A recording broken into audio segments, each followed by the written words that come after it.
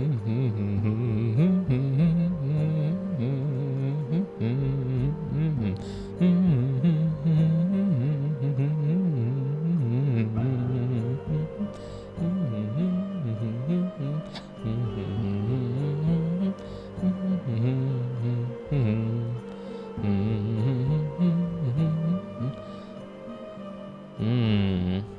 at that. A delicious bit of time away, a delicious bit of absence, and a bit of a glorious return. Oh, fuck that. Definitely not a glorious return, but thank you all for being patient with me. I know I haven't been here for a past couple of days. It's due to me being on vacation, a little family vacay, a little get-together, a little soiree, a little bit of, I don't know. Boop. Hey, welcome back, Pashal. Haven't seen you in a hot second. Welcome back. And for those of you who are wondering what that clicking sound is, that is a German Stein. I bought that while I was on vacation. And, I don't know why I bought a Stein. But it's absolutely fucking awesome, and I don't know why. Okay. How have you been? Well, I've been fantastic. And you know, with Black Friday around, I've been doing a little bit of shopping, although I really have been having a hard time finding what I would really actually like to get. For one, I mean, I'm just satiated with what I want to get. I mean, really, for my PC, I got everything I want. I got a decent headset. Well, I probably should change it. A nice mouse, nice keyboard, 2 great monitors, a great microphone. I mean, it's been unusual. An American who doesn't know what he wants. What is this shit? But I mean, that's just about as first world as you can get. It's content getting a Stein. But how have you been, Pasha? How have you been? Everything's been well on your end. And just for a quick reference, this is a new save profile. I'm not sure if you guys are really acquainted with this one, but I guess I'll give you a quick old rundown of what's going on here. Ooh, goodness me, that snow effect is getting really loud. I wish it was that loud in my area. I wish it was actually fucking snow. It's like 50 degrees outside right now, in the middle, getting towards December. It is this warm. I don't get it. It's making me mad, actually. What do we need to do with this guy? As you see, we're kind of in a precarious situation here. There is quite a few enemies around me. For one, there's 3 Skaven armies off to my left, and 2 bestial armies off to my right, although these are the last of the bestial races. Oh goodness. Ooh, god. Did the rats kill the Lucini? Oh goodness, what the fuck happened to them? Ooh, I should take that base though, if that's true. That base would be perfect for us, because that would allow us to actually have a coastal access point, which then we can use to access everything else. Ready to see the Dwarves destroy some peeps. Oh, we've been... God, this guy has been royally screwed. We have been prevented from growing so much because the Skaven and the War Beast keep coming back. And it's just been a constant back and forth, me trying to bash these things into submission, and they won't die.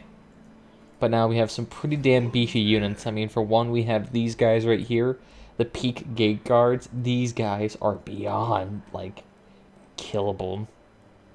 I mean, they're armor sundering, magical damage dealing, huge ass damage potential. These things are beasts. Although maybe a little bit expensive. They're 700 gold per turn. And they required a $3,000 down payment to initially get them. But I mean, I kind of needed some new units to face these war beasts who kept popping up. Oh, I also bought all the DLC for this game, so that's why I actually had to restart it. Because the thing is that the DLC for this game isn't just like simple unit roster boosters. It's actually a lot more, how would I say, comprehensive, in the sense that quite a few of the mechanics of it's actually changed. Military alliance, bitch, we're basically already in a military alliance. I'm killing the Skaven, I'm killing the War Beast. That's the reason why you're still up here. Holy fuck, that guy just killed all of them. Yeah, run away, pussies. Oh, God. And I would go after the war beasts. The issue is that they have a really great sneaking thing, whatever the hell they do. So it's actually kind of hard to kill them. Ooh, Clan Skyer's fucked right now. They have no army left. All three of them were just killed. And come from sea, lost to piracy. Well, that's great, because I don't have any sea units. Yeah, so look at that. They bolted the hell out of there. Oh, you bastards better not take that from me. It must be mine. I need it. I don't want to have to kill the Talia in order for me to actually get some BS. Oh, God. Oh, great, more bestial races, and they'll probably start raiding off my coast. Thank God this area is getting a little bit happy now. So let's actually go ahead and get some additional growth spurs in here, since I didn't manage to build a barley farm, which is kind of kicking us in the ass, making us grow at a really slow rate. Maybe I guess, what could we do with you? I guess you could start attacking Skaven Blight, but I want that too, so let's have you... Well, you can't really do anything because we have no money. We have absolutely no money. Like I said, we're growing very slowly due to the fact that we're just constantly getting battered. Oh God, how am I going to be able to colonize this area? Where you just recruit every single dwarf in your land and send them into the army. Just hammer thousands of dwarves into the economy. I mean, the thing is that that would destroy my economy if I uprooted all of my civilian population to join the army. That's like what you do when you're guaranteed to lose. And a communist thing would also just be, oh, the fucksticks took it. And I can't kill them because I have a non-aggression pact with you, you assholes.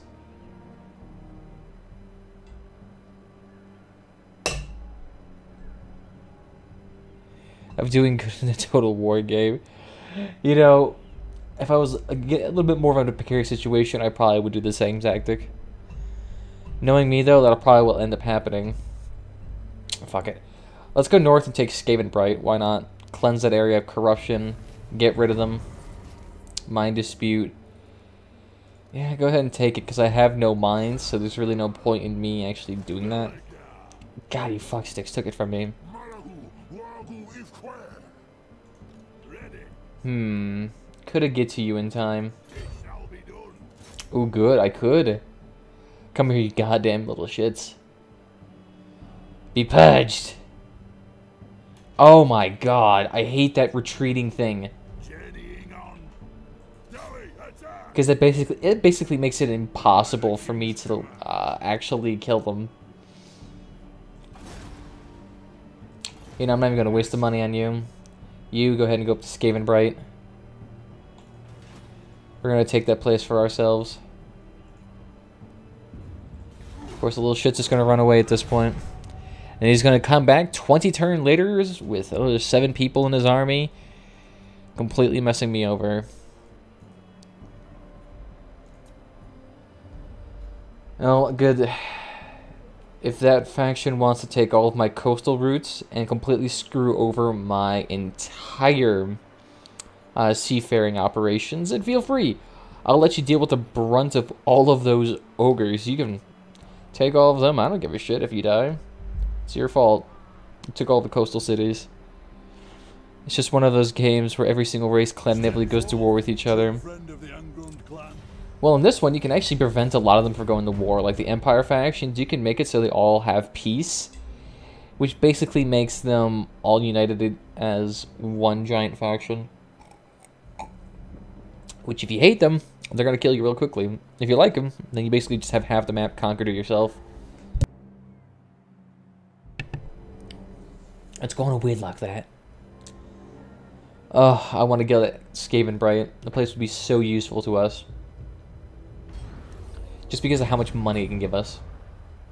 The only issue with Skaven Bright is that it's really corrupted. Oh God, fuck. Interesting. Okay, they must have an ambush set up because I can't get right here. Oh, good. Bye. I knew they were gonna do that. Oh my god, you're still alive. I know you're the last of your faction, but please die. The Banner of Rage. Oh my god. That'll be beautiful to have on one of our actual, like, destructive units. Oh god, that retreat mechanic is terrible. It pissed me off so much in Rome 2. It pisses me off here because these factions, they're so evasive to you when they know they're gonna die. I'm just like, come on, die already. You're going to die. There is no way in hell you're gonna live. But they just run away, retreat, run away, retreat. I mean, there has to be a way... The only way that you can actually do it is if you were to have a engineer or something like that to block their mobility. The issue is that I cannot recruit that many. It's almost impossible for me to get that many. Okay, I definitely need to get that increased casualty replenishment rate since I get killed so often. Bye-bye. Please tell me that faction's gone. Nice. So beautifully, this guy now has a glorious army. Now let's go ahead and get mountaineering up. Because he needs that. Once in Rome 2, I invaded Britain. This single army survived and left to Ireland. And when I was chasing them around, I eventually cornered them with 2 armies. It was so annoying. Yep, they do that all the time, which makes no sense. Because I feel like if you're having an entire army running away, how are you able to supply them? Completely asinine. But look at this. We finally managed to get rid of these people. So now we need to go back to our home base. I mean, this guy needs to recover for at least a good solid 20 turns. In the meantime, what can I do? I can maybe take out a couple of these Skaven places.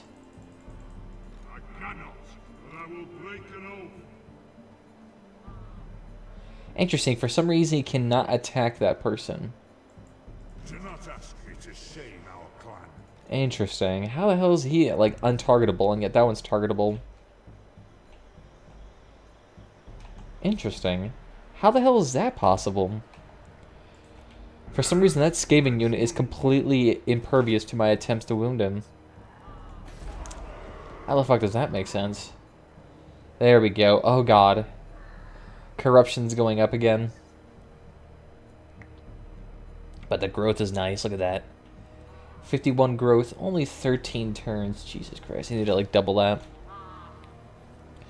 Oh, yeah, that's right. We also got this new armor, which actually is really good. So, let's take a look here. What do we got for you? Helm of Discord. That's actually really good. And I forget, what does this Dawnstone do? Physical resistance. That's not bad. Alright, so you're all jacked up. Wait. Oh, yeah. So for this guy, we want him to have all of these banners, because that will allow us to actually put that on more army units, which gives him an assload of extra damage potential. This is our guy, so I mean, we can basically give him anything. I'd actually prefer to give it to our runesmith. It's a Discord. We don't have any weapon for you. Alright, so you're good. Thane. I think this is the one who doesn't... Who, like, isn't the one that stabs people. And this is our engineer. Ooh, yeah, you really don't need anything, since all these weapons would be borderline pointless to you. And this is the one that just roams around and stabs people. But the untaintedness actually kind of is helpful. I think that would be better if the retreat mechanic was similar to Mount and Blade Warband, where if an ABI wants to retreat, they have to leave behind a single unit or a number of soldiers in order to successfully escape. That's what I'm thinking, because if the army is close enough to engage with you, that generally means that people are fast enough to actually catch up to you and start shooting you. I mean, there has to be a cost to retreating. It can't be like, oh, if you retreat you can't retreat twice in a row, otherwise you'll lose your entire army. No, and the second time you retreat, you just have to fight. There's no mechanic that makes it costly to do it. They just give it free ride, which just artificially prolongs engagements. Yeah, look at that. I hope my ally dies. They've been pissing me off. Oh, God. The Crooked Moon Gits have also been a little bit unhelpful, but at the same time, I think they're also at war with the High Elf, or not High Elf, but Wood Elf factions. So they're kind of screwed. I think we'll call it good. What I would like to see in this game is actually not like a warband-esque feature, but the ability to actually be a unit within a rank and actually start doing a little bit of damage. Of course, that might make it overpowered in the sense that if you have your actual personalized character in there doing a hell of a lot of damage, you'll probably end up being too much of a good fighter. But in some way in which they could incorporate a first-person aspect into a game like this, that'd be kind of sweet. Like if they had the RTS of this game, and then they implemented a mechanic, not like Vermintide, but like Mountain Blade, where they did have that first-person mechanics to it. What difficulty is this on? This is on very hard.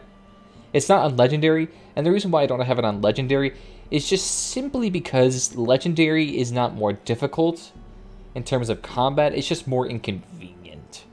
Of course, it also makes campaigning more difficult since everything's more expensive and you have, how would I say, less income and more public order problems. But that really doesn't hinder us too much. Okay. I guess you might as well go on anyway. So very hard, it allows me just to have that little bit of difficulty left. Can I now kill this rat? Alright, great, get rid of it. God, how do you always fail? And this is... oh, good, this is not stabby, so he... you can still have your good stuff. Okay, Let's go ahead and make you die less. Ah, yes, and this is our guy. So, let's go ahead and get Strike the Runes.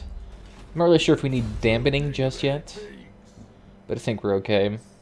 Oh, I definitely want to get that extra powder.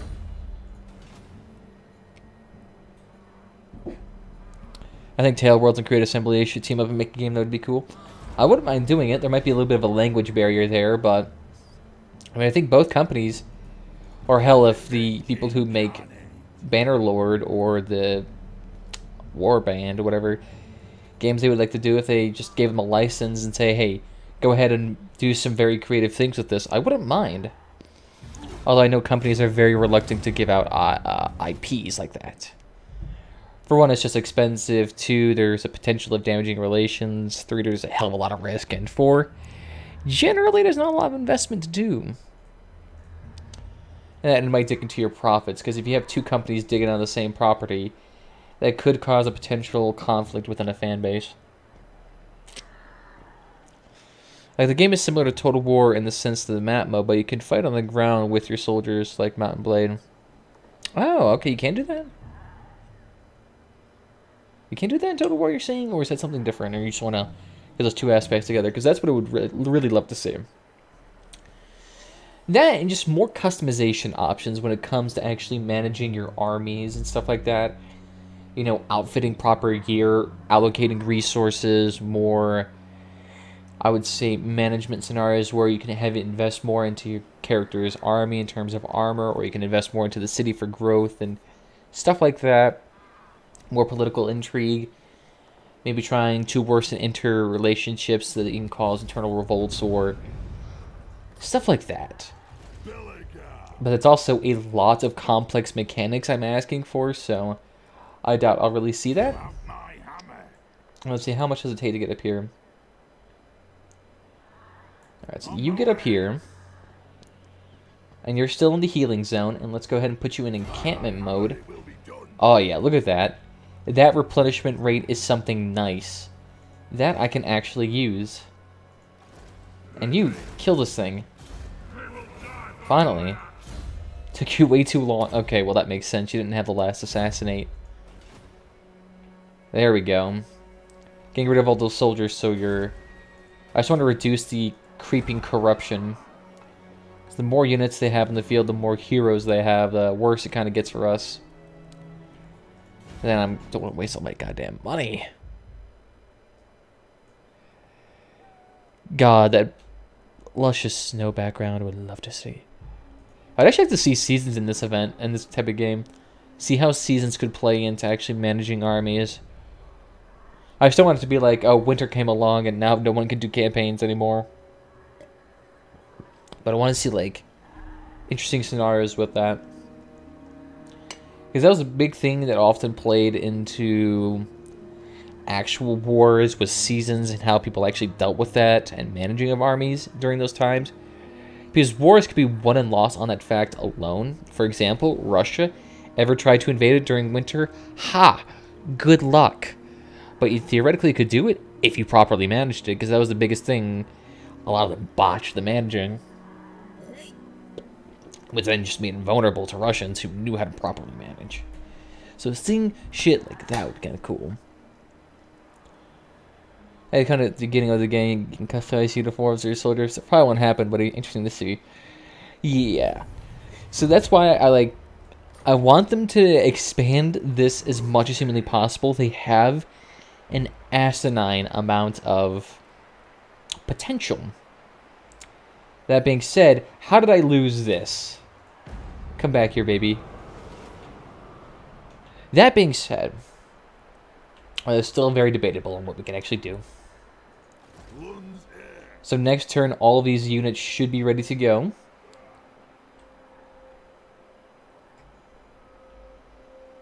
And do we have enough money? No, we don't have enough money to do anything. So, Thane. No, you. Come back into our army. Since we don't have any more money for you to actually do campaign events, come in here and just go ahead and kill a bunch of baddies. And I think it actually reduced our overall cost if we have that guy implanted into our army. That having that untainted come with us to Skavenbright would be useful. I'm not sure if we'll be able to actually take Skavenbright, but we might. The big issue with Skavenbright is to deal with the walls, and that is a huge issue. The troops themselves are not too bad to kill. It's just the garrison inside Skavenbright is asininely huge. What are you doing? Military alliance? We will do anything to protect our home. With that in mind, I have an offer with you. Oh, interesting. Visitas.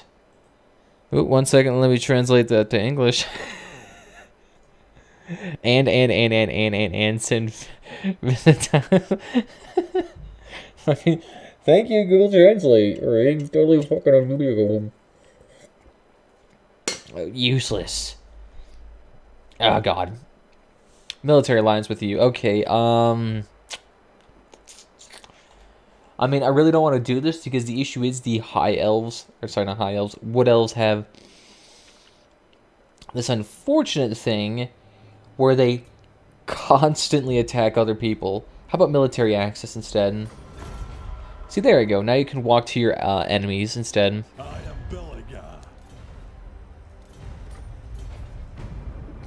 I don't want to do any pacts with them because I will have to kill them eventually, and I do want their port. Otherwise, I will not have a port to the outside world for ages. They're totally not any mistakes. Well, this guy said, ha ha ha ha ha ha ha, you know, J-A, which is just Spanish for ha. And they just kept translating it to and. Like the guy was like having a midway stroke. Oh, whatever, I haven't taken Spanish in years, and yet I know that was wrong.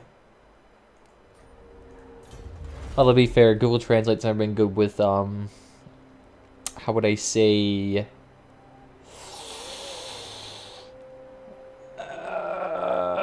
slang? Is that what it'd be called? I don't know. What am I smoking? Oh, and just for reference, I will be... or rather, I should say I am doing this weird training thing for a a Twitch bot that'll basically add a lot more interesting features to the... And it keeps translating from Finnish. That's what I think it's going on. But this Twitch bot will actually have a lot more features like rating, like an RPG mechanic to it, and just a lot of weird things that make chatting almost like an RPG. So I'm actually kind of interested to see how that turns out, seeing if people like that. Although apparently I have to have a training session on it, and I had to go through a whole weird training seminar, a whole application process. Although to be fair, it was just like, hey, who are you? What's your Twitch name? Alright, we'll email you in a week or two. And the training session's really going to be 15 minutes. I could probably do it on stream, to be honest. I'm strange, though. I feel like they would have a much more stringent application.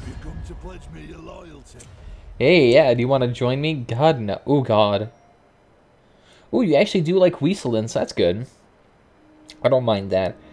And you already have a defensive alliance. The thing is, you're at war with the vampires, and I don't want to deal with that right now.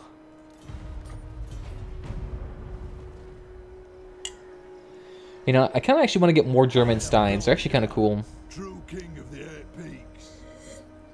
Although this one wasn't designed with ergonomics in mind, because hold on to this cup oddly, and your fingers will actually nudge against a little ring that holds the lid to the thing. Defensive Alliance, ooh, I mean, here, pay me an assload of money.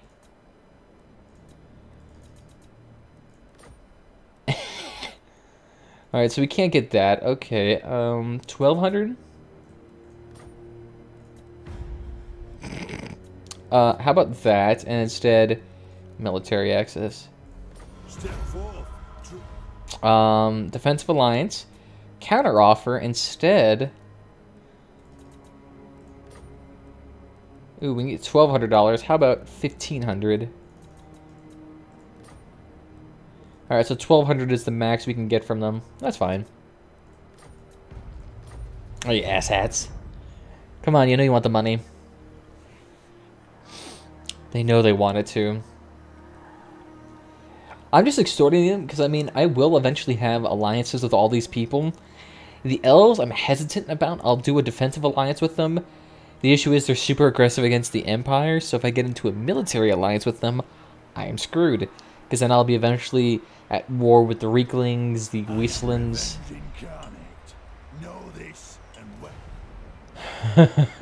No, I want Skavenbright now. Then the issue is, oh, you assaulted our units, you asshat. You better not have killed us.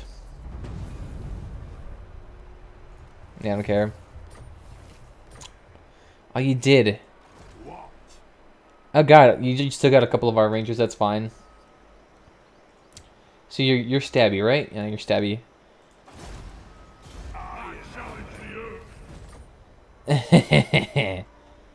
Instantaneous win. Step it right up. Only $1,500 to ally with dwarves. Well, I'm sorry. I got houses to make and bills to pay. Let's go ahead and put this up here because I guarantee you those little shits are going to try to attack us again. Oh God, look at this guy. He is beyond jacked. I mean, look at this shit. And if we get him embedded into an army, oh yeah. That'll be nice. Next turn we'll get you embedded. He's done well. Oh God, he's getting there pretty jacked though. 38 armor, that's not too bad. Oh, the plague monks are beyond terrible.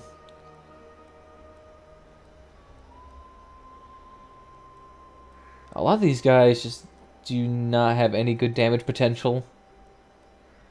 And the thing is, their poor leadership is what makes them super easy to kill. Because the thing is, my dwarves get a couple of those hammer guys against a straight wall. Oh my God, they're not going to die.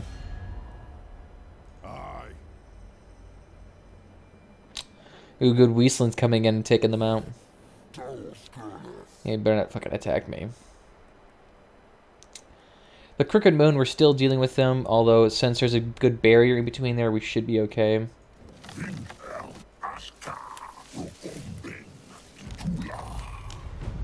I just want to be able to move through your territories. The beauty of Athelloren is seldom seen by outsiders, indeed. There you go, look at that. Now you can walk any way you want. Because I wouldn't mind these guys expanding out here and protecting our coastlines from those high elves. But whatever. See, here's the biggest issue with dealing with Skaven Bright. As you can see... Ooh boy, 3 catapults. The catapults are what the most deadly things are. Because they can just arc right over that wall and torpedo the shit out of my archery line. Well, the thing is, Skaven Bright has a really shit design to it, where one wall is inaccessible and has, like, nothing against them. So you can just have your archers and catapults stay right there and just fire over that wall without getting attacked by any means. So what I'm thinking about having to... fuck! What did I just accept to? A defensive alliance. Okay.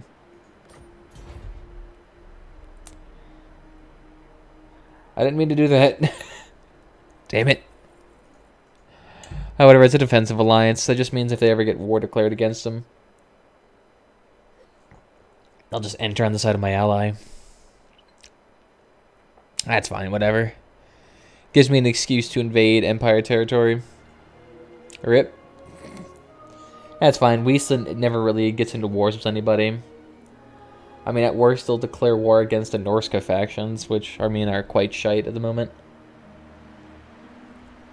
Until they can get their giant-ass mammoths in. Look at that, the Skaven are too much of a pussies to deal with us. Yeah, see, look, he's waiting there right on the outside. The issue is that I have Lightning Strike.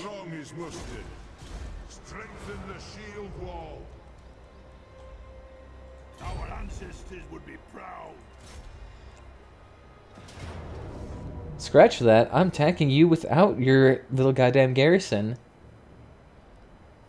So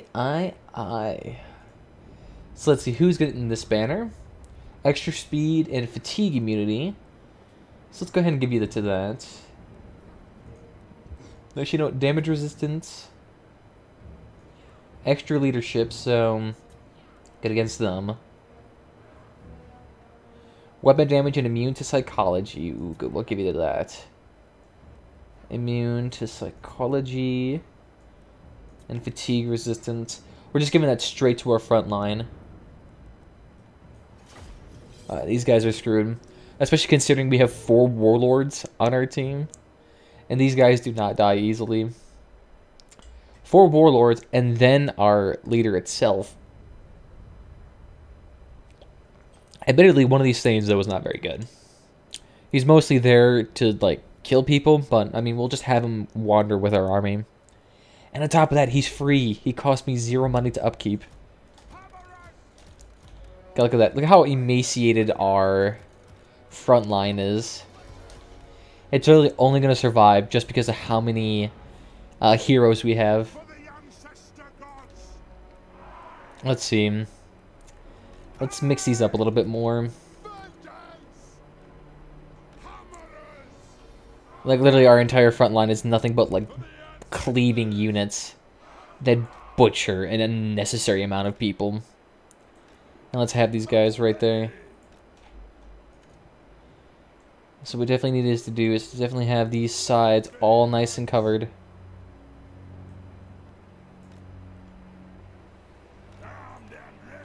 Alright, let's take a look here. You 3. Stretch out a little bit more.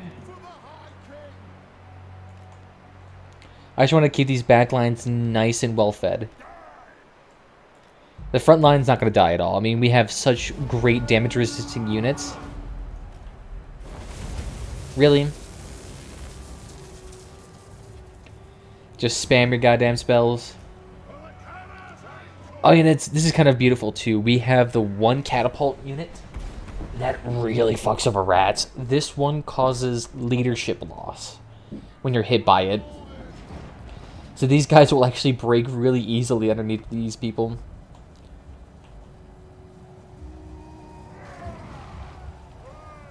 Oh yeah. Or just get started. Oh yeah, these guys can be real useful. These ones get things like extra ammunition, can do an asinine amount of damage, can train your units, can cause extra public order, assassinate other heroes, and for some of the evil factions, they can spread corruption. I mean, they have a lot of wide uses. Let's go ahead and put you in the right areas. Let's go ahead and burn these units to a crisp.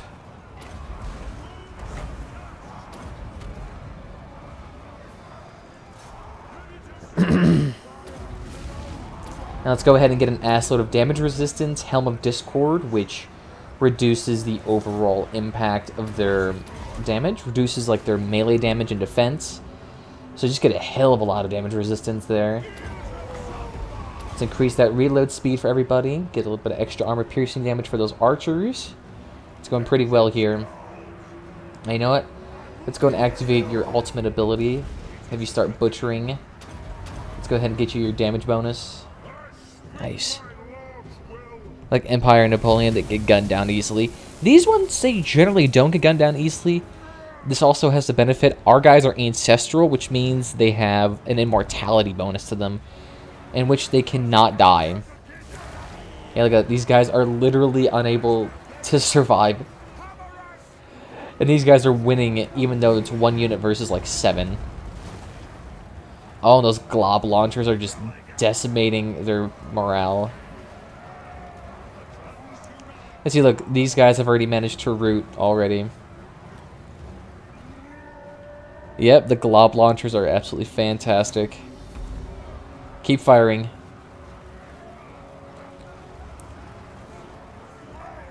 And this is our general, or rather our, like, lord or king of this empire.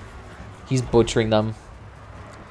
I mean, they all keep rooting, which prevents him from really, like, going after them since they have him in guard mode.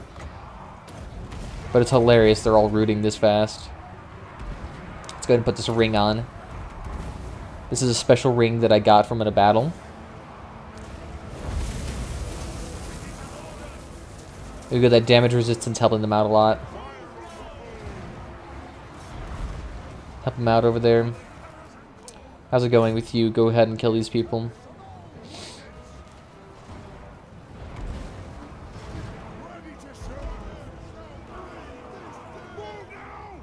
Let's go ahead and have you guys turn sideways to help kill those archers. Turn you guys sideways to help deal with those archers. How's your ammunition looking here? It's looking pretty well, although we're running out of it pretty quickly. Or do they still get knocked out in battles? I know you could have an entire army of generals and it would work. The only thing you have to worry about is that, I mean, you'd get swarmed and you'd have probably some leadership issues, but I mean, you could do it. It's just there is a limit on how many of them you can have. Alright, y'all need to kill this thing right now. If we kill his general, he basically is screwed.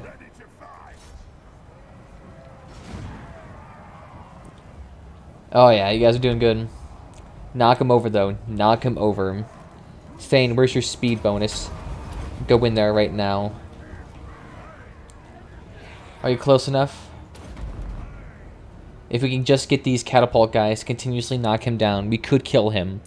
And if he's dead, the army disbands. Assuming, I think this is a horde unit, so the army might be able to survive with just a general. Or, a servant. I'm not entirely sure how this works.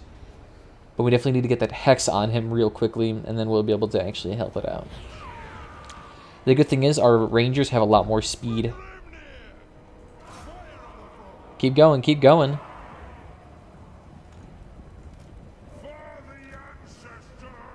Okay, so these rangers have a lot more speed.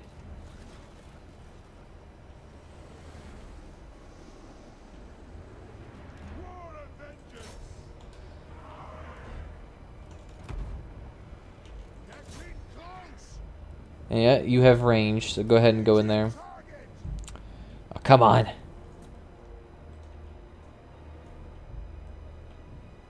Oh, looks like he'll be able to get away. Whatever. So I lost 7 units, and they lost 1,200. Who the fuck did they even kill? 0, 0, 0, 0, 0, 0, 0, 0, 0. I probably lost 7 because they got hungry.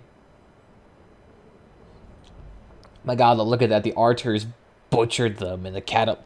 I mean, against an army of Skaven, if you have a lot of those glob launchers, you can butcher an immeasurable amount of them. Good. We'll go ahead and release the captive since I don't get any casualty replenishment right here to begin with. Oh, yeah, that's nice. 7 died of boredom. It might as well have been. God.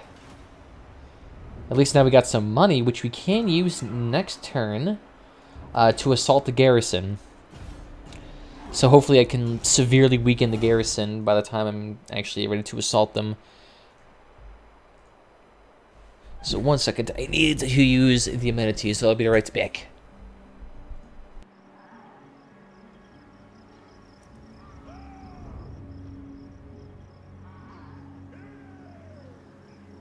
In these dark times, we should stand together.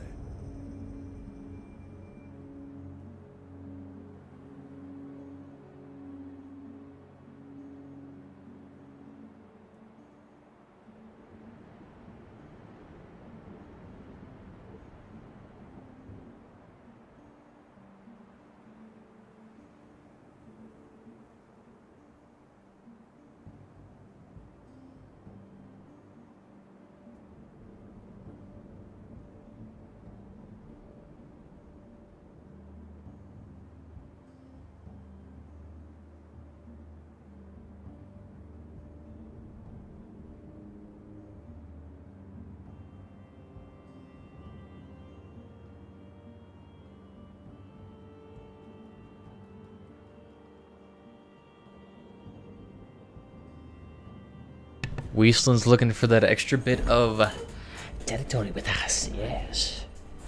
And that they're all friends with the dwarves too. It's gonna suck when I confederate with all of them. Oh, look at that! I could kill them all too. Here, let's see. Instead of that, how about you pay me a lot more? Counter offer, eat my ass, and pay me. It's at least $1,000 to get in my army. My land has a high ass toll. Because I need money. Because I don't generate any income myself. So the only way I earn income is by ransoming and basically charging an asinine amount of money to go into my territory. You should be able to do something where it's like, hey, you can come into my territory, you just have to pay every single turn you're inside my territory. Some more options like that would be kind of cool. Or it's like, hey, you don't have to do a huge lump sum commitment. Yeah, you assholes, I hate this ambush thing. But these guys are going to die anyway. The thing is, though, is that this army is going to be kind of in their favor since they have the garrison coming to help. So I'm going to have to kill a lot of people.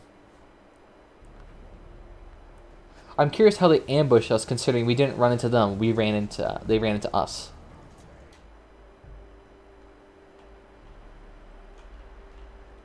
Oh no, they have units. It's just, oh my god, their units are nearly dead. So let's see, let's splice this up. There, go there, you go there. One more up. So it's a nice little mixture here. Splice these guys together. You're in the back. Go right there. And it's instantly summoning a spell already to harm our units. Alright, so y'all need to spread very thin. And you need to move the fuck here real quickly.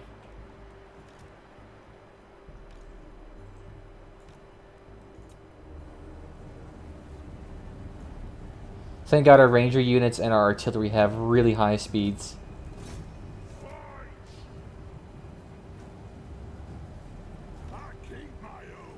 So you move there, you move here, and you move over here with the other Thane. You take them seriously, they were just a clan of weird dudes in the forest. Apparently it works, even though my army is standing still. They somehow managed to ambush us while we're marching. Like, that makes sense. Here, let's go ahead and activate all of this shit and just butcher them.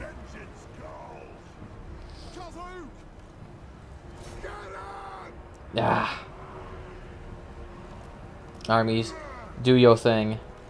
I just want to make sure our artillery lines are nice and safe. Yep, looks like the garrison's coming in from behind. So y'all need to actually move over here. And these guys are going to win absolutely decisively.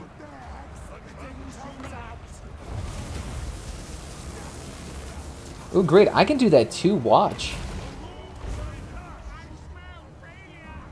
Oh, on fire. That is a lot of cannon fire. Ooh, goodness. You there. Can you guys fire on this? God, they have 2 artillery units. God.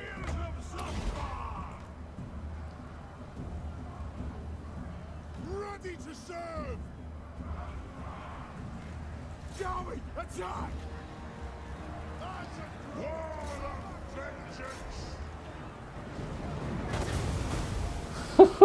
Jesus Christ.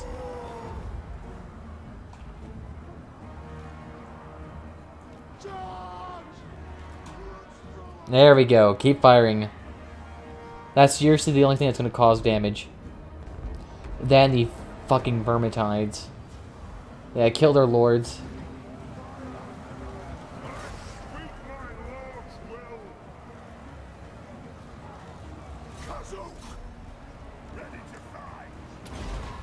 And they can't really kill him since he has a lot of, like, damage-absorbing abilities on.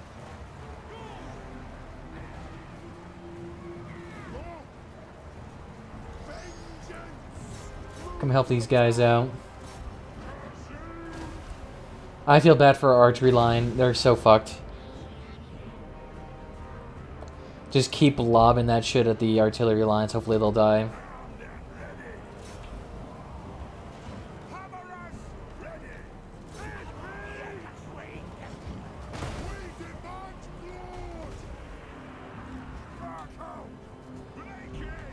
There we go. Yeah, they're screwed. Hell, their army's not even moving fast enough to even really pose a threat to us. Hey, just keep attacking them. Good, they're broken. Oh god, they got... How do they have a third one? They don't even finance this shit.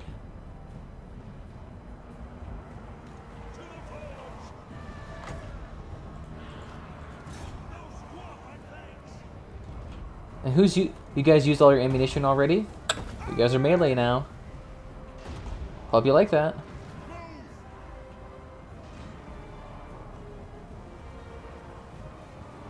I'm a big fan of the Warhammer series, maybe because it's historically accurate over the mythical. You know, I don't know. My guess is they're going to focus on this for a hot second.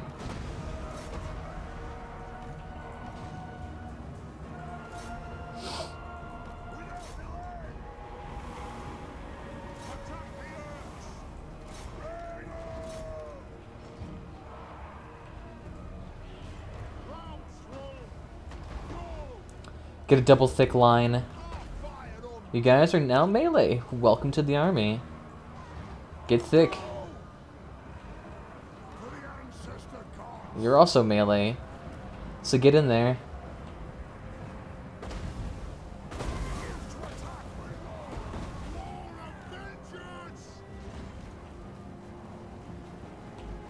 Alright, you guys keep this artillery safe.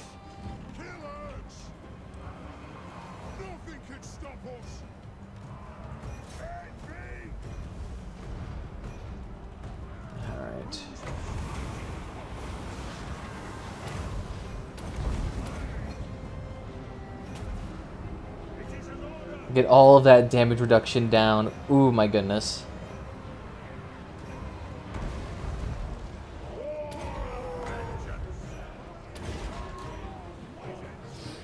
There we go. Keep firing, keep firing, keep firing. This looks like a fun game, don't get me wrong. If I had the money, I was on the sale to get it. It's just not my first choice of Total War games. I just wouldn't get it at full price or anything. Well, luckily for you... On my YouTube page, I think I have a links to like a discounted version of the game. And the first game, which is where a lot of the DLC comes from, is on sale right now for half off. So I mean, you can just go to their whatchamacallit. I wouldn't say their YouTube page, but you can go to their Steam page and it's all there for uber cheap. Both of you are out of shit too.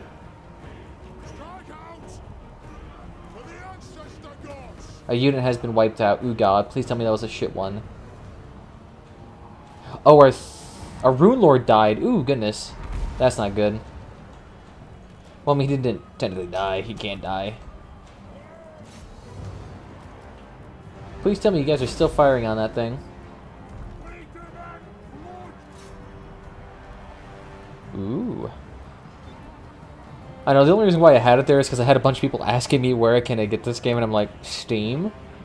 It's too expensive on there. Where do you recommend I get it? I mean, you could Google search it, but I mean, I use G2A mostly.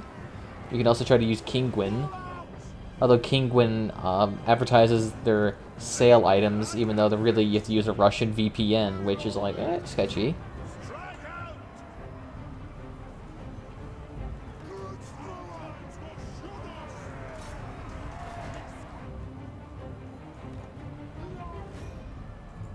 Alright, get back in there, guys.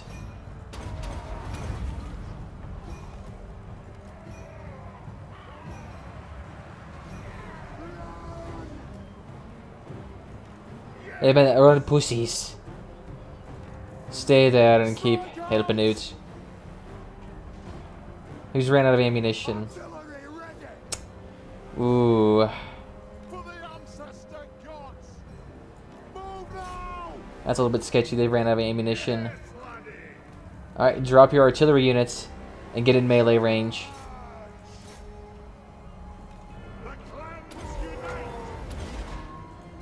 And fire upon that guy. He needs to die.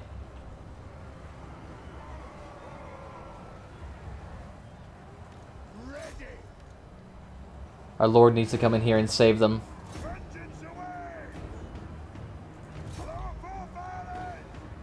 Our Lord, by single hand, could probably take most of these guys on. Alright, yeah, this is pretty sketchy. We're having our artillery units jump into the frame. Things, come in.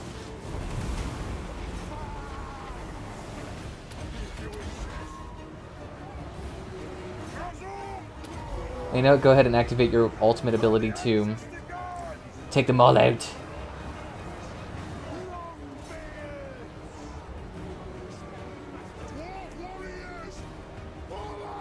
Alright, yeah, you guys need to get out anyway. You guys are about to die. How are you guys still steady? You guys are nearly gone.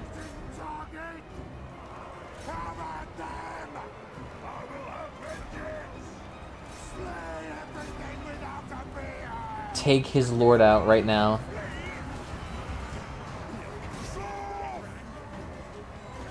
Oh, he runs away like a professional.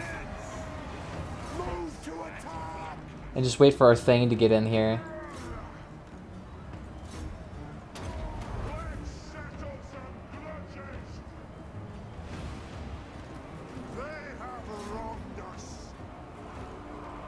Alright, y'all can hide in the forest for now. Alright, what lord can you snipe? Just kill as many as you can. He doesn't really have any good positions to fire upon, so how about we get you a better position?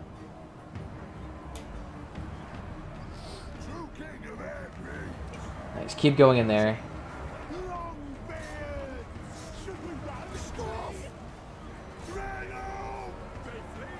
Oh, they're all gonna lose now that our lords are here. Now let's go ahead and activate your extra armor-piercing damage. Yep, they're shattering right now. You guys killed my goddamn Rune Priest. He always dies so quickly, and I don't know why it happens every time. You guys go ahead. Yep, they're gone. Winner, winner! Yes, we only lost about 300 versus their everything.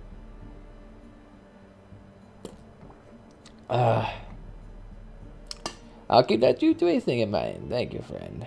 Anytime. I know a lot of people don't like G2A due to their fact to have open, I would say, sellers, and the fact that you can have someone always come up there and sell. God, look at that shit.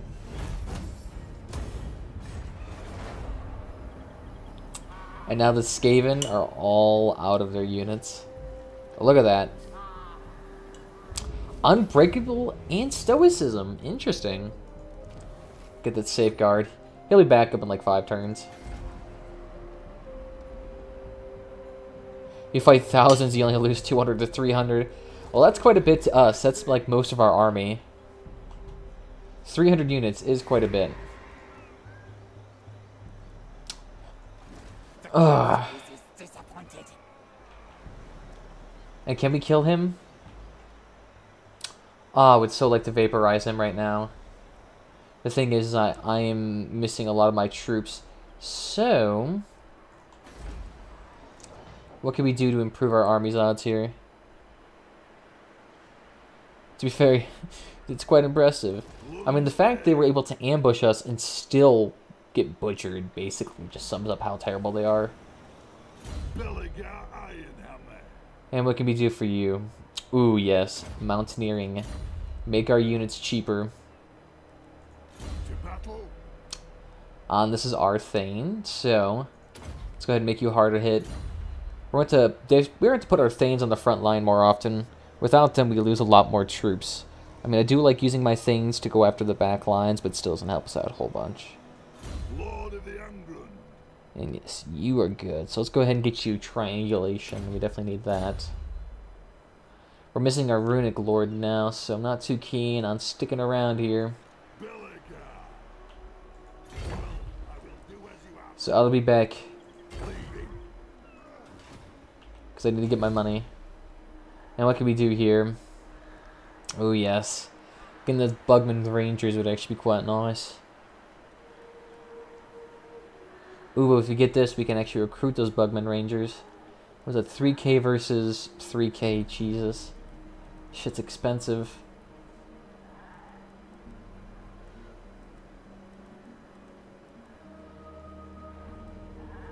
I don't know, get that extra money would be nice.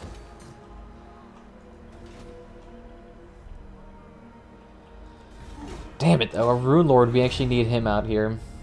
He contributes to a lot of our unit's survivability by giving him an asinine amount of armor bonuses. Should probably turn on the lights. It's really dark in here. Without him, we lose, you know, 30 armor bonus, 20% damage reduction. He has that fiery ring, which allows him to burn a good solid 30 units to the ground. Step forth, true friend of the Angrun. True friend of the Angrun, fuck off. You stole my land. I also wish another thing they have in here. They need to have the ability to have land trade-offs. Where in a situation where 2 factions are contesting provinces, and it would only require a simple exchange to get a secured province. I mean, why can't we do that? I mean, that would be kind of actually cool. But I mean, no, too reasonable. It's not like they've had years to develop this technology. Who the hell is this? Is he the Rune? Oh no, he's Stabby. Welcome, Stabby. You have gained another rank.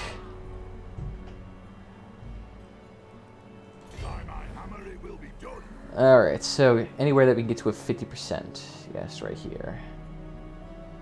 On to vengeance. Beautiful. Is that tool shed built yet? No. Okay. We'll just leave you in here then. Let's go ahead and get you the extra training bonus. Make our units like tier 9 by the time they go back there. Make them gold tier. Ooh, and they're all really happy here now. An absolutely jovial populace, which gives our tax rate a huge-ass bonus. That's what I love to see. And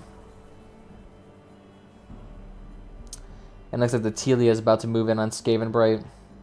Hopefully they just lose a whole lot. I don't want them to actually take Skavenbright from me. Skavenbright's kind of my thing. The other thing bad about Skavenbright is that it's 100% corrupted by the time you inherit it. So it's just an absolute asininely difficult process to cleanse the thing. You have to stay there for like a good solid 30 turns, even with maximum untaintedness. It just takes an asinine amount of time to get in. I don't know why. I mean, if raising a settlement reduced and like reset the whole thing back to 0, that would be actually worth it. That's interesting.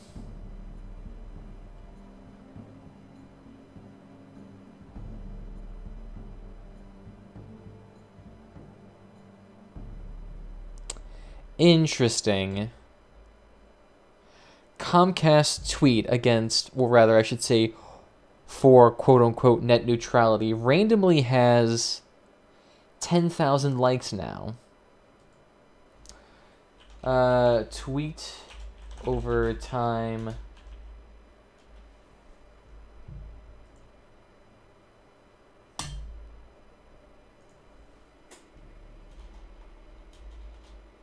Like tracker.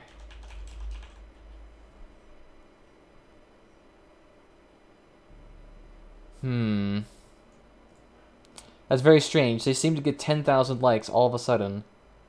And I don't know how. That's very interesting. It's kind of strange because usually that, like, no one was actually in favor of that, and then all of a sudden, boom, a bunch of shit. Interesting. I wonder if they're paying for bots to improve their image.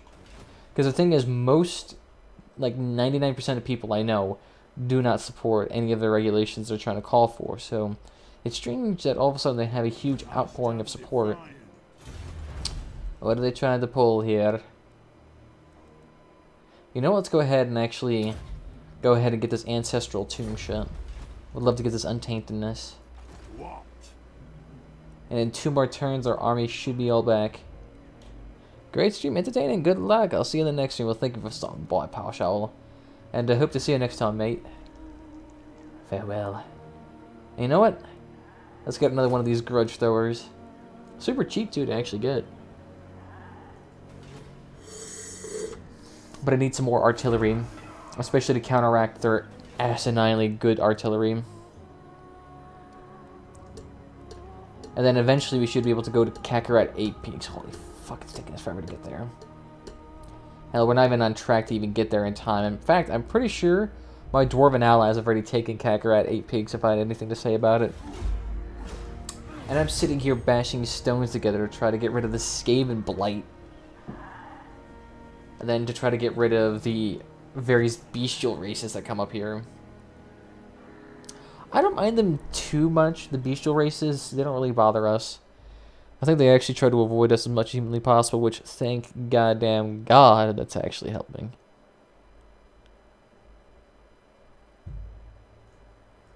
Step forth, true friend of the angle. It's strange how these people like us so much and we'll eventually have to kill them. Oh yeah! And now we actually have the quests to actually get the various weapons for this guy.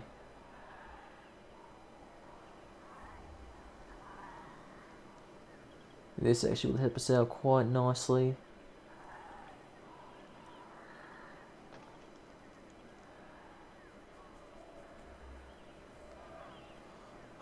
Okay. So Telia's taking their time. They're trying to coax them out of their home by raiding their lands. Good idea.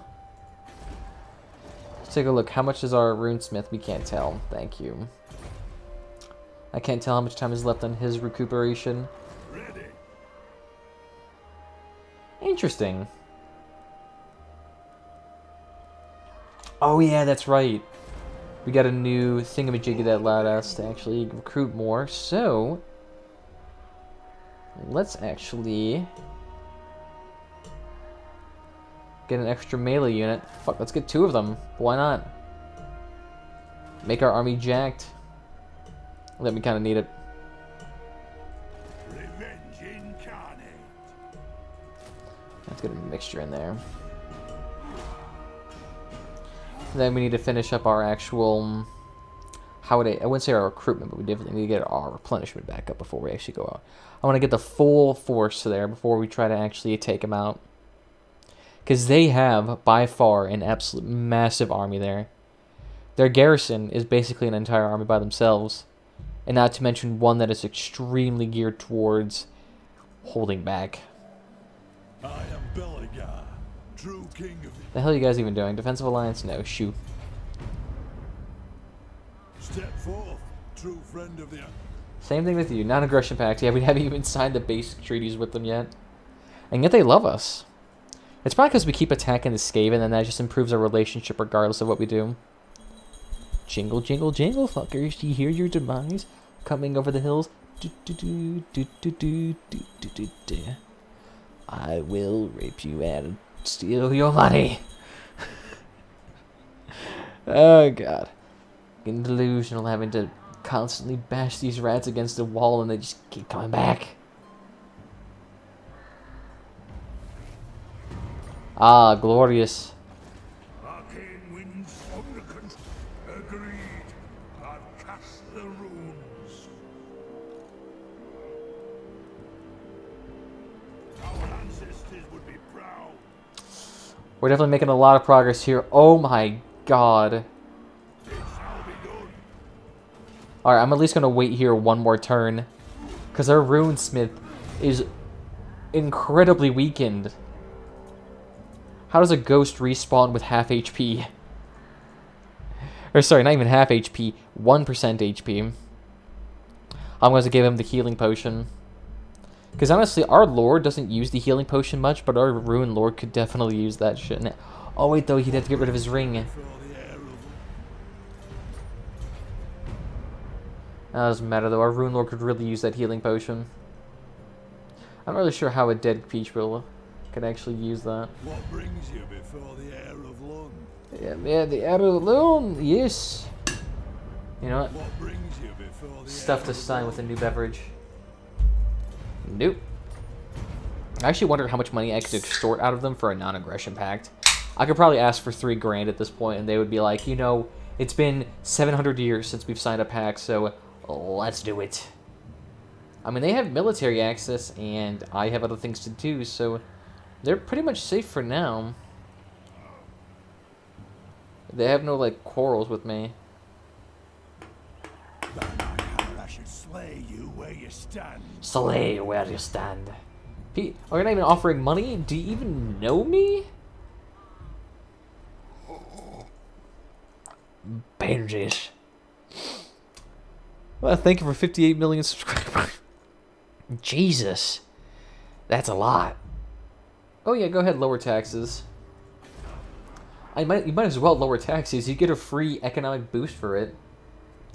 And on top of that, if you have a happy population, you get an asinine more money for it. More than the tax bonus could ever do.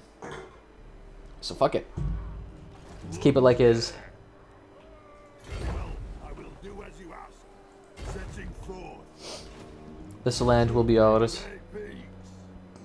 Ooh, goodness, what can we get here? What I would really like to get... The Ancestral Grudges would be nice. Let's go ahead and throw in that healing potion for you. And Belengar Iron Hammer.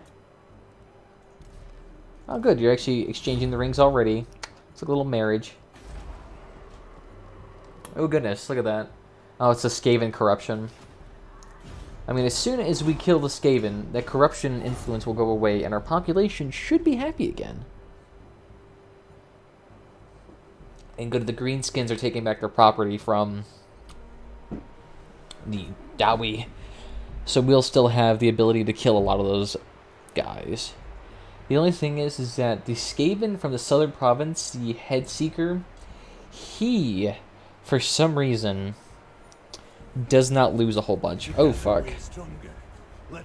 Black Venom died? Jesus. Yeah, see, look at that. Those two factions right there have one land in each one of their territories, preventing both of them from getting secured provinces. So they could just simply exchange the land and boom. I wonder if Steadfast makes me an asshole, if it makes me more lucrative to actually get a treaty with.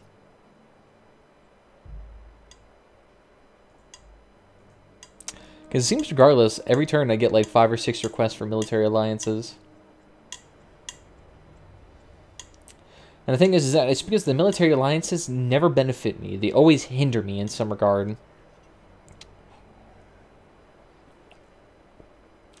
Ah, fuck my finger. It's getting trapped in there.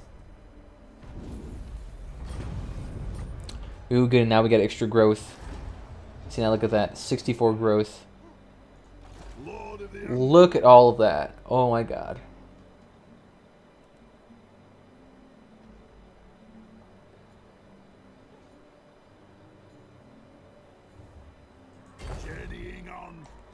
So we'll just pop ourselves right here, so they'll have to like all come my way if they want to do anything.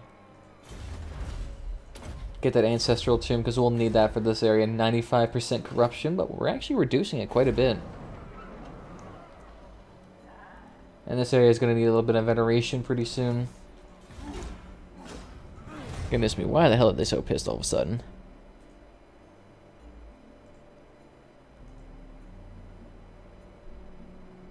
Interesting, is he just constantly trying to loot that area? I mean, go ahead and do that if you want. Join war against them. Nope. I ain't doing that shit.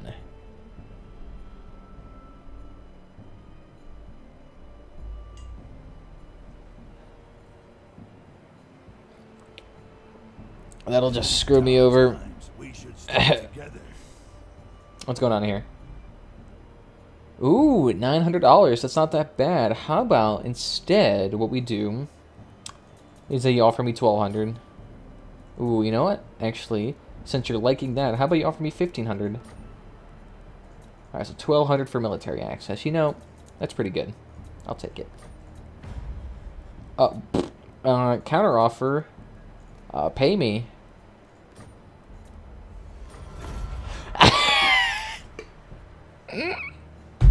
You just paid me for no reason. Yeah, how about instead of I go to war with you, you just give me money? I wonder if that actually strains a relation. I don't give a shit. It's Weasland. I can kill him in 2 turns. I suppose she's got nothing on me. I just gotta kill the Skaven faction, and then I can move to my ancestral territory and start cleansing the land. The only issue with the Skaven is that if I leave this land untended for a hot second, it will revolt many times over. What I could do to fix that is just put up a giant wall. Aye. An army of 20 with a garrison of 20 itself. I actually want to attack their garrison more than anything, so Stabby, how do you feel about assaulting that garrison? 76% success rate, alright, nice. Aw, beautiful. Causes fear when fighting Skaven, that's beautiful. We got this. Now let's bar them from getting their extra bit of attrition back.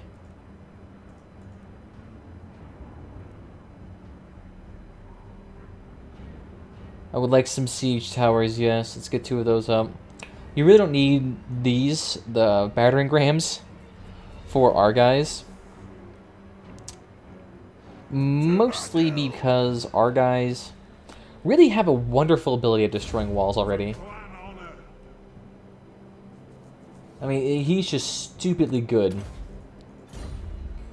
at destroying walls. Actually, you don't even need to send your 3 lords. Send your general, the captain of your army, whatever. Send him to attack the wall. He'll destroy it within 10 hits.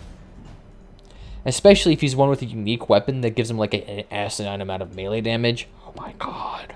You can kill them so quickly. I don't know why it's like that. It works. Fucking works. I love it.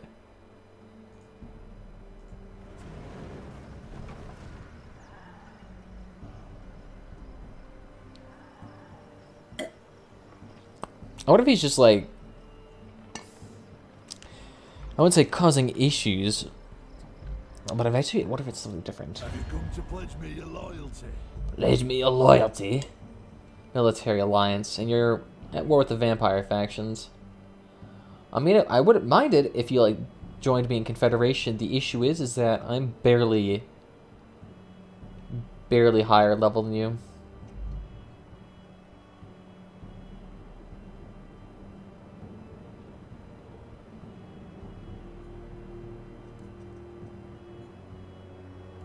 And we're only exporting half our logs. Nah, I love you guys, but I can't do much. I want to deal with the Skaven before I get involved with the vampires, but even then I don't want to get involved with the vampires until I deal with the greenskins, because the greenskins are actually a strangely limited resource. And I need them. I actually gonna need that money. And I actually do want to send my general out to sea for a couple of turns. So he can get like 1 or 2. Oh, you shit. But they're coming outside of their walls to deal with us. And I mean, half their army is missing. So if they lose this battle,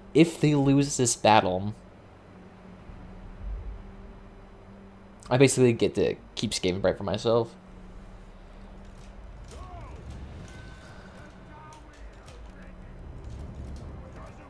And you need to go in here with your army. Alright, so the Skaven are coming in from this side. So let's go ahead and give ourselves the advantage and put ourselves on the hill. Oh yeah, let's mix these guys up really quickly. So we have melee, so 3 guys onto the side, shield bearers, axes, shielded, axes. So that's all jacked up for them. A nice mixture of defense.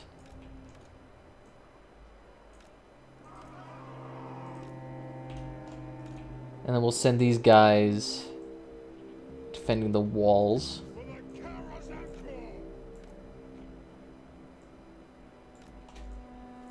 And that basically allows them to keep this place nice and guarded. I actually noticed that the Globlobbers actually have more units. So they actually have the ability to withstand more damage. Actually, what's their HP value on this one? 5,000 versus... Oh, yeah. They have, like, an extra 2,000 HP. A lot more damage.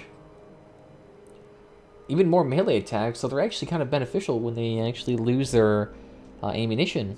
They can still be used as decent melee troops. Oh, you bastards. Again with your fucking spells. Same guy that did 0 damage. Go ahead and turn your things around. I gave you permission to do that, right?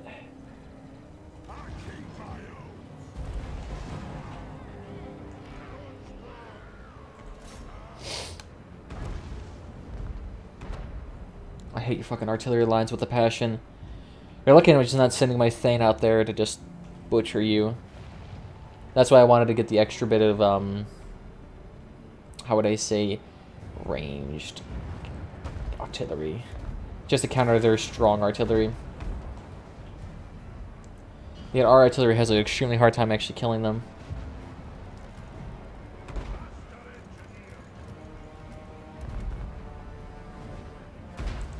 Just break their machines.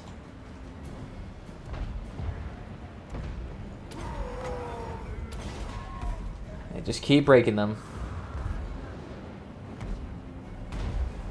Oh, good. One of them's shattered. The fact that we're able to actually shatter the artillery blows my mind. Are they still just casting that one spell? Yep.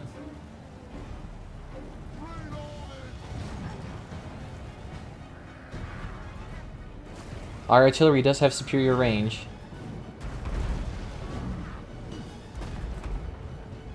I mean, you guys barely even have enough for 1 cannon left.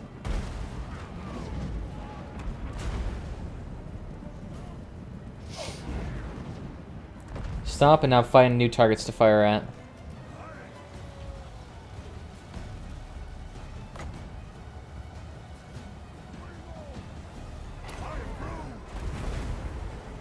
Oh yeah, look at that. Oh, that's a lot of damage.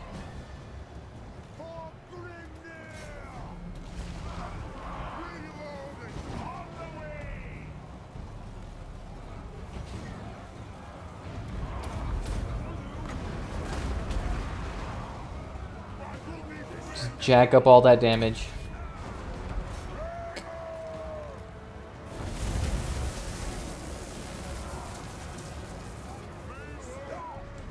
Fire at will. I just don't want them to waste too much ammunition. What's the artillery looking like? Oh yeah, their warp cannon launchers are going to try to come in here now. Yeah. You need to deal with him. Drink that potion of yours. You need to kill their big units.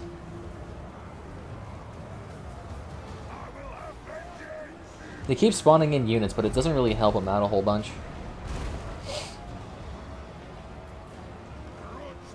Hopefully these grudge throwers are aiming higher. That's one big thing with them, is that they tend to aim way too low and they clip our front line all the time. And I don't know why they always try to aim for the front line. Aim for the back line. You guys are meant for long distance. I'm not sure why you guys are preferring shooting close. Makes no sense. And it also damages us all the time.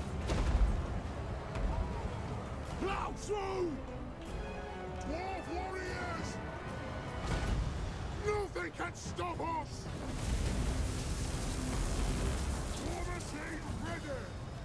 Put those dwarven legs! God, our computer is lagging so much from all these units being on the field. Let's go ahead and evaporate these units.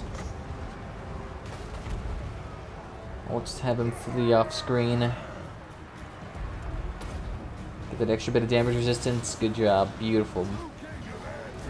The Hex Sword is almost ready.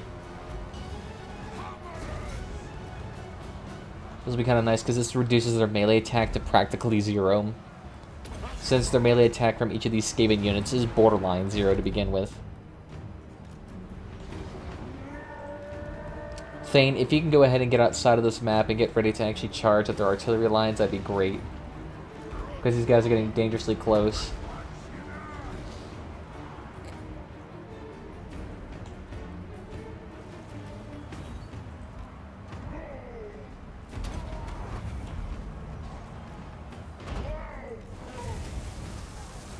Alright, get that Discord on here. I love that helmet Discord. It's beautiful at actually just reducing all of your potential resistances and damage. Just down the shitter. It looks like our range guys are starting to actually have some ammunition issues. So let's go ahead and have them reinforce that front line. That's what I do when all my ranged units just have no ammunition left. Just have them fill in the gaps where previous units have died already. Let's have them move forward a little bit more.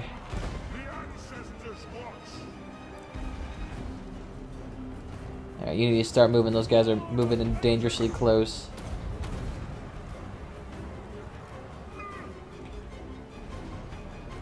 We're just having him go around and attack. Hopefully we can have him actually attack and assault these actual artillery units, so we don't have to waste the ammunition on it.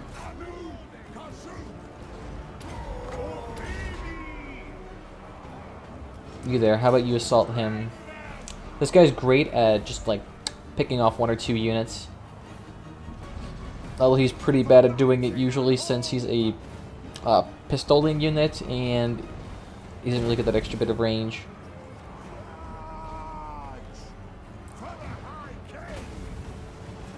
Yeah, look at that shit. They're all basically out of ammunition now. Get the damage resistance up. And the artillery's out of ammunition as well. So this is really looking like we're going to do just a straight up brawling fight. God, that ring has done so much damage. I love it.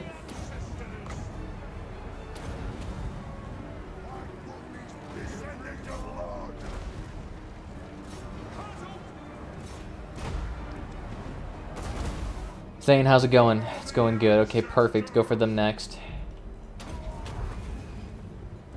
Alright, good. He's all fresh too, so he should be able to brawl out pretty nicely. And goddamn, they're already out of ammunition too. Get in there. We all better know how to fight. Ooh, get in there. Ooh, actually, no, you stay there. Help them out. We'll have our artillery line charge in there, help them out. An extra bit of armor is going to help out immensely. Oh yeah, get rid of all that melee attack. Look at that. Unit losing decisively. I mean, he's taking like 0 damage at this point. Thane, how you doing? Good, he's infiltrated their artillery lines and he's going to start butchering them. Just start killing them. Oh yeah, look at that. Even their own artillery lines starting to fire at them. And they're just losing all morale. I mean, he's basically nearly killed the entire line at this point. And the plague monks cannot help him. And he's also unbreakable, so he can't root. They have to actually kill him. Like, legitimately kill him, or he's not going away.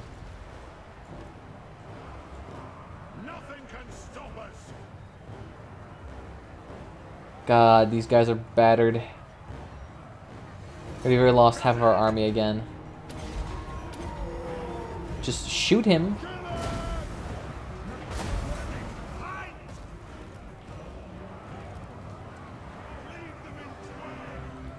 Nice, they're running away. Pussies. Take him. Do not allow him to leave.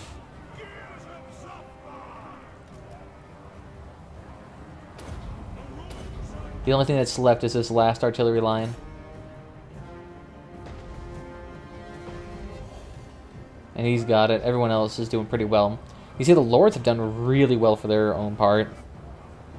They've managed to cleave ranks of them. Especially if you get them in a nice little supporting role. Oh my god, the dwarves are unstoppable. Your invisible units are revealed. Well, I'm surprised I figured out where my front line is. Come on, I know you've ran across the entire battlefield, but you ain't done yet. What's up with that? You're a ghost, so stop bitching. That's actually kind of nice, because these guys have no speed penalty bonuses for this type of terrain, so they can run as fast as humanly possible. The issue is they're a dwarf, so they don't really have great speed to begin with. He is a Thane, though, so it doesn't look that going for him.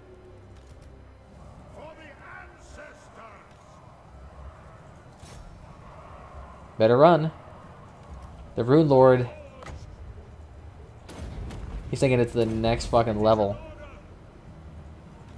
They're like doing Ring Around the Posy with them. What the hell? My entire front line's fine. And these guys cannot fire upon him. In fact, their morale's almost ready to be broken. You guys have not been able to shoot this guy once. And he's coming. How do you fuck that up? He's so close to you.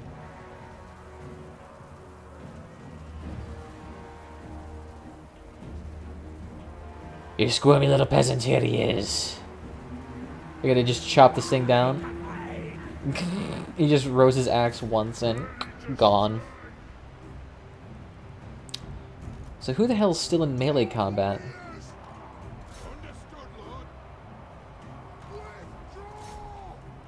Yeah, sorry about that. They're all coming to help now.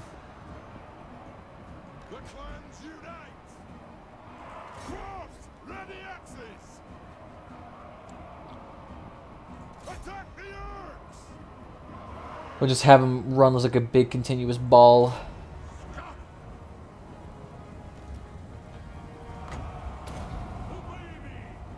Oh, come on. That should be in range.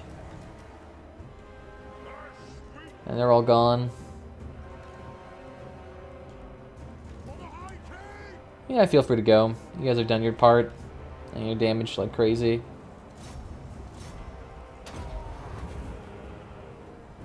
Get the extra bit of speed and vigor.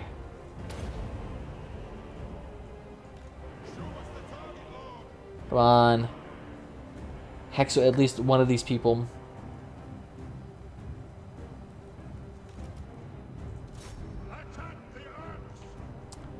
We can actually manage to shoot one of them. You're getting pretty close. Just like a half a mile off. And look at that. They just continuously keep on rallying. Stay shattered. For fuck's sake, this is taking forever. Because I'm just sitting here. Yeah, there we go. Finally.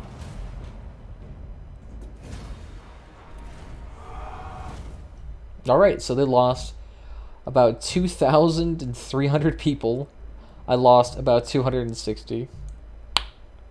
Look at that. It's seriously their artillery was the only one that did damage. Everything else did nothing. Look at that.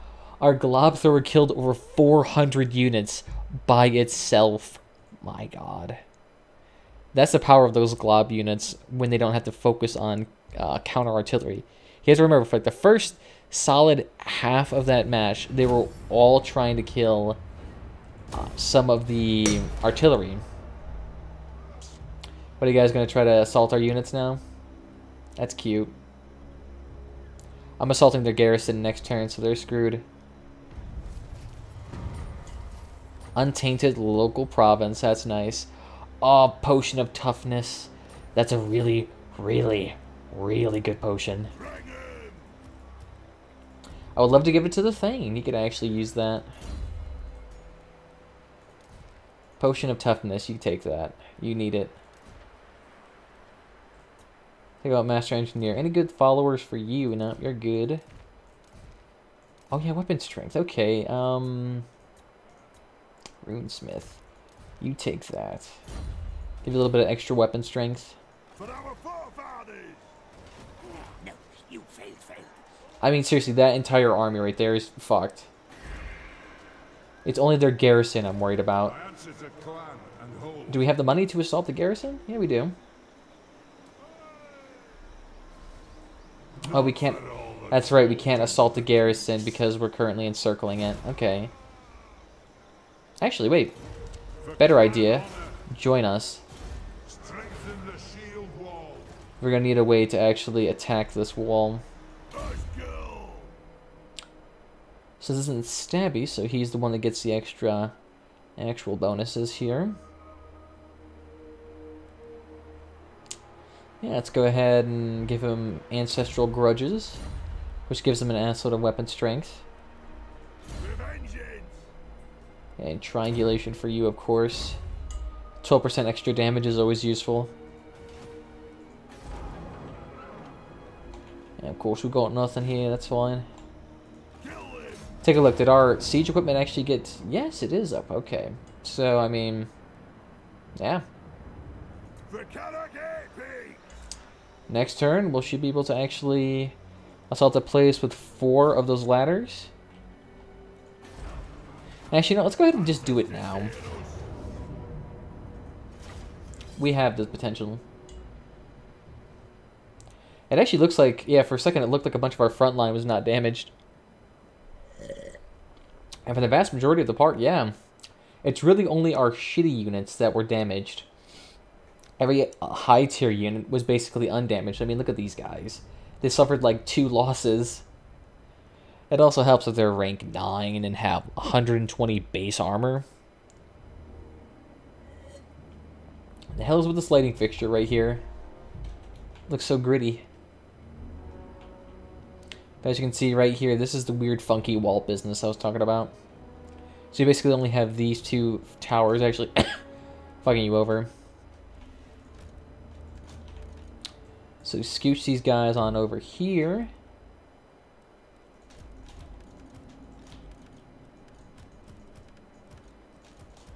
So what I actually want to do is I want to have these guys stand back, because we're going to have them go in after the fact, after the wall's been cleared, because I don't want them to waste their ammunition on just stupid pot shots at the wall, because that will give us no actual rewards. So what we can do is just have them back here, and we'll just have these guys berate the wall as much as they can.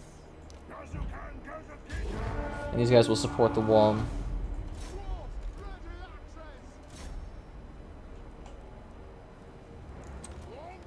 Everyone else, get ready to join that wall.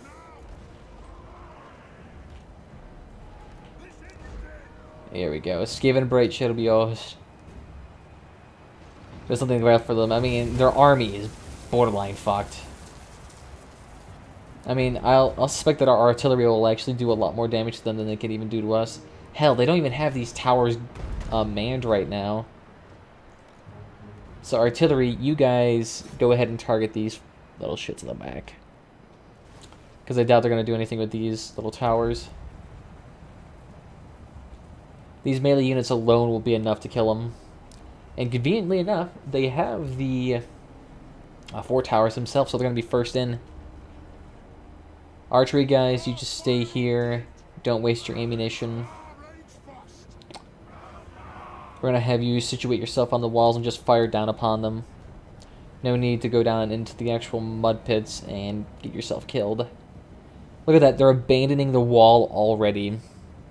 Thank you for the free positioning. I'll just send in my armies. It's strange, they're keeping their spawned units close at hand. Maybe they're trying to use it to actually, like, save everything here.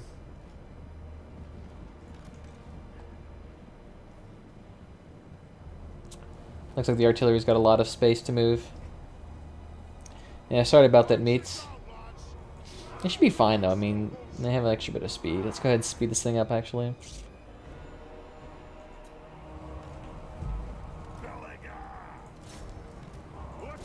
We'll send in the Rune Lord and the other Thane through the other entrance.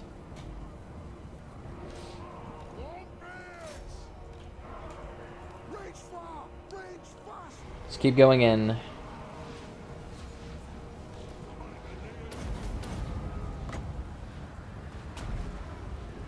Yeah, let's go ahead and throw on the Helm of Discord.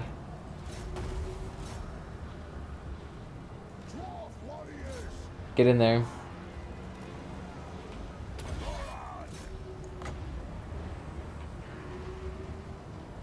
And you know, let's go ahead and just set these guys on fire. Oh yeah, look at that. That's nice. Go in. Let's go ahead and give him a little bit of extra armor damage. Let's get our Thane his extra bit of bonuses. This one's just a generic NPC we use to kill people, to assassinate units. But since he wasn't able to actually assault the garrison, we just have him embedded into our army for the extra bit of damage. Since we are limited on our actual roster. Ooh, good. Our artillery's in range to start killing their artillery, so that's good.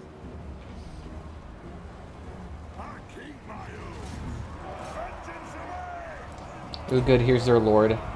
Let's take him out. Ooh, goodness. Runesmith, you have your abilities up, right? Keep it.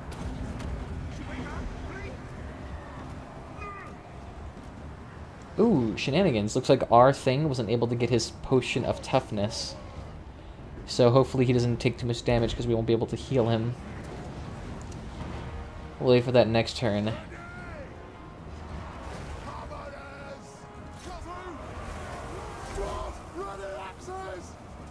Ooh, good. All of them are ready. Yeah, y'all better start climbing since we already have the extra bit of bonuses and all advantages. I mean, we have our entire army receiving a 22% damage reduction right now. So it's pretty damn good. And we have our artillery butchering their artillery. So they shouldn't be able to do really a whole bunch with that. They're out of siege equipment, so no longer point to actually kill them. Oh, thank you for lining up in a straight line. Whoop. Oh, yeah. They're doing good to actually start maneuver away from that.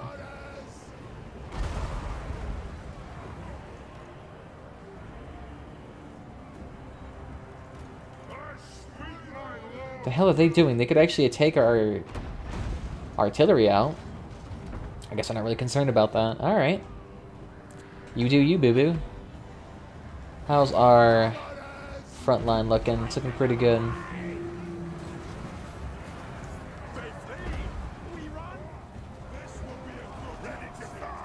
Good. Our lords are actually helping out immensely right now. Let's go ahead and get that extra bit of damage reduction to everybody. Extra bit of damage to the Thanes. So they should be able to help out quite a bit. Oh, ironically enough, he's not actually in combat. Our lords could honestly take the walls themselves. I'm just getting my ranged units up here so they don't waste any more ammunition.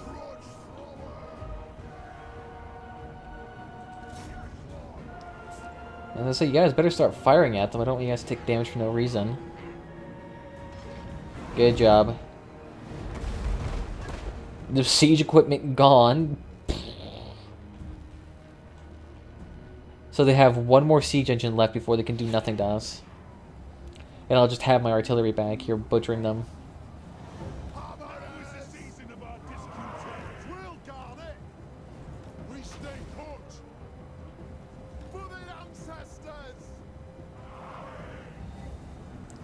And we're just having our front line against the wall behind us and having the actual bowyers against the front of the wall so they can start firing down. You know, might as well do it. Get an extra bit of free damage.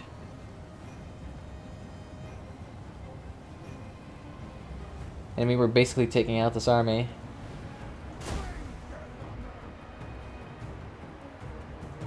Come on, I hope you guys are killing that one last siege engine. No need to take unnecessary damage. I want to see some globs. Oh, yeah. That's nice. That thing is fucking tough as shit. Yeah, it could take a rock coming at you from over 200 kilometers away and not break. Rat technology. Oh, yeah. They lost the walls and they're not invading us, so bye-bye, rats. And our lord is just attacking, or sorry, our sniper's just attacking their lord. Oh, and he's nearly dead. If I gave him the armor-piercing bonus, he would have been able to kill him. I didn't realize the lord would be that exposed.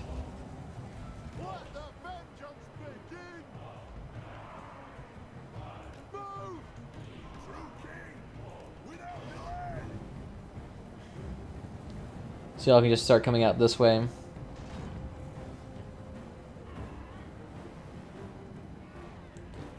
And they have no more siege artillery. Beautiful. Alright, so y'all can start moving back. Oh yeah, now we have the towers. So now the tower's gonna start firing upon them. Oh yeah. Twink!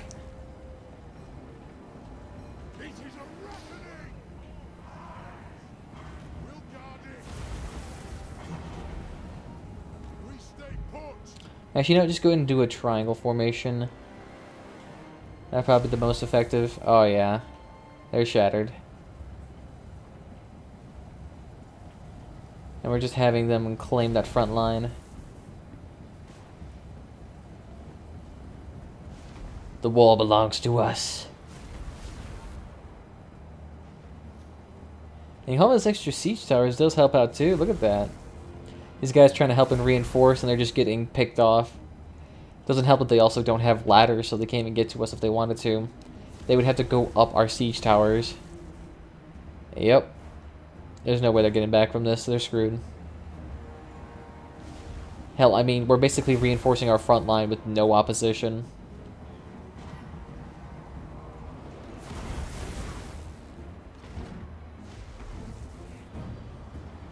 That's fine. Go ahead and be out of ammunition. You guys are doing a wonderful job.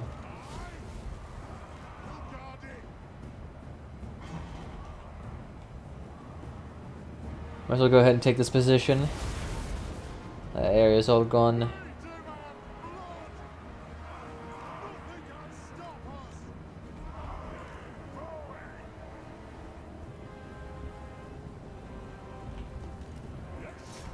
Let's go ahead and help them out.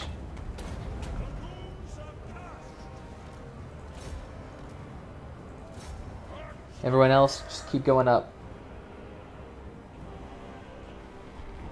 We're having archery support coming in right now.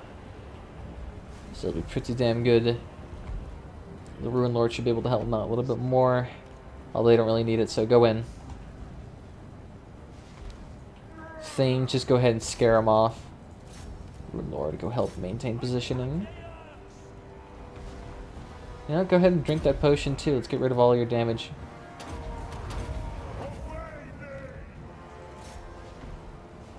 Yeah, go ahead and go after a Thane. That's a great idea.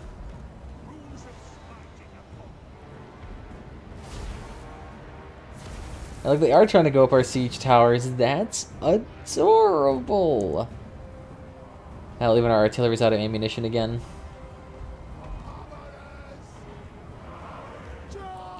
You just take their point. Come on. They seriously can't do anything. They have hardly any units left. They're so far behind.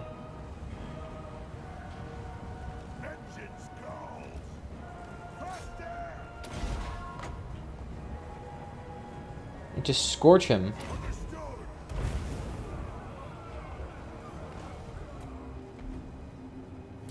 And we nearly have basically a back line. Oh, yeah, it's ours. That better be a decisive victory. I was gonna say. If we all completed that battle, we would have likely lost. Even though we lost only 6 units from that whole encounter. Really? And we were brawling on that wall for a long time with artillery battering us. Look at that, our archers still killed more than the lion's share. And our lords did a hell of a lot of work. Hell, even that useless thing did quite a bit.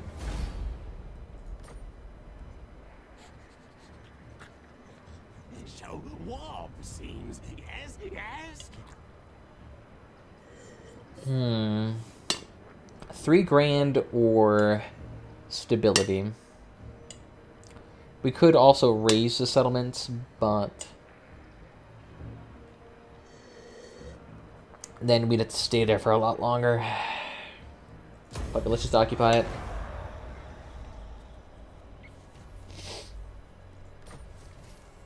Scolia gods, nice. Skaven Bright's ours. Clan Skyer is gone. Let's get that Untaintedness going. Oh, good.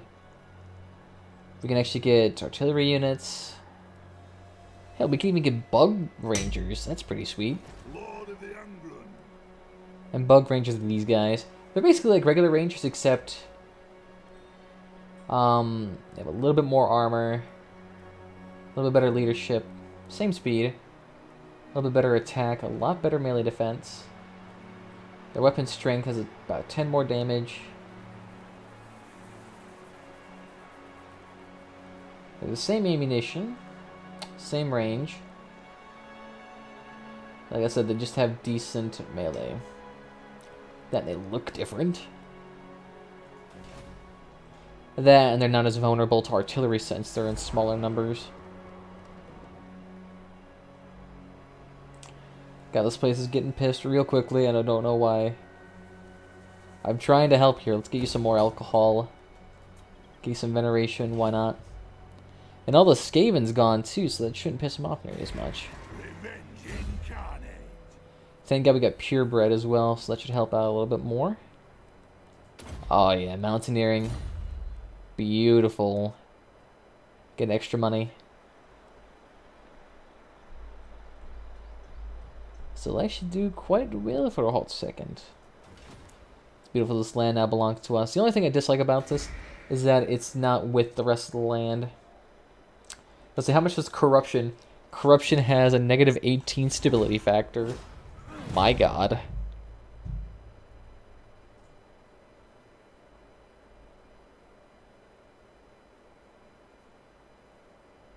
Oh yeah, I wonder if that vaping congressman will help us save net neutrality.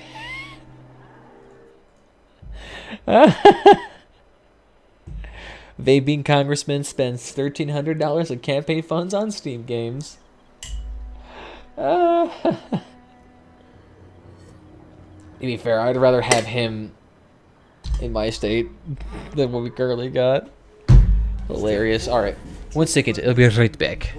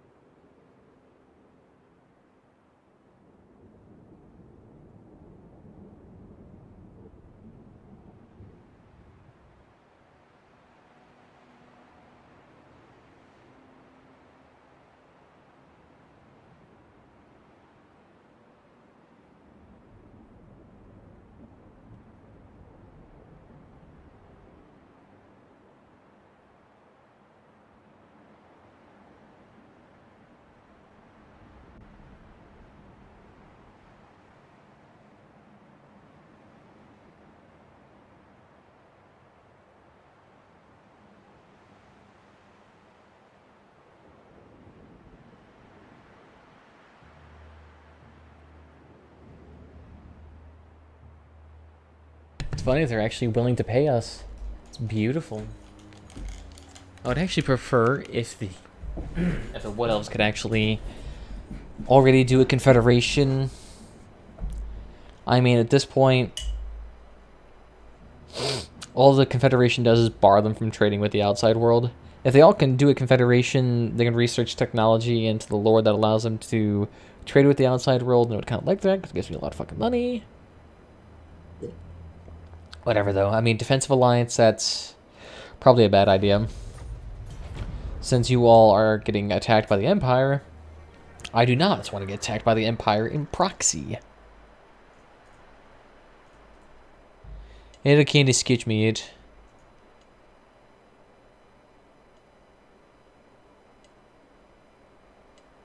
Why would you skip a live you ad?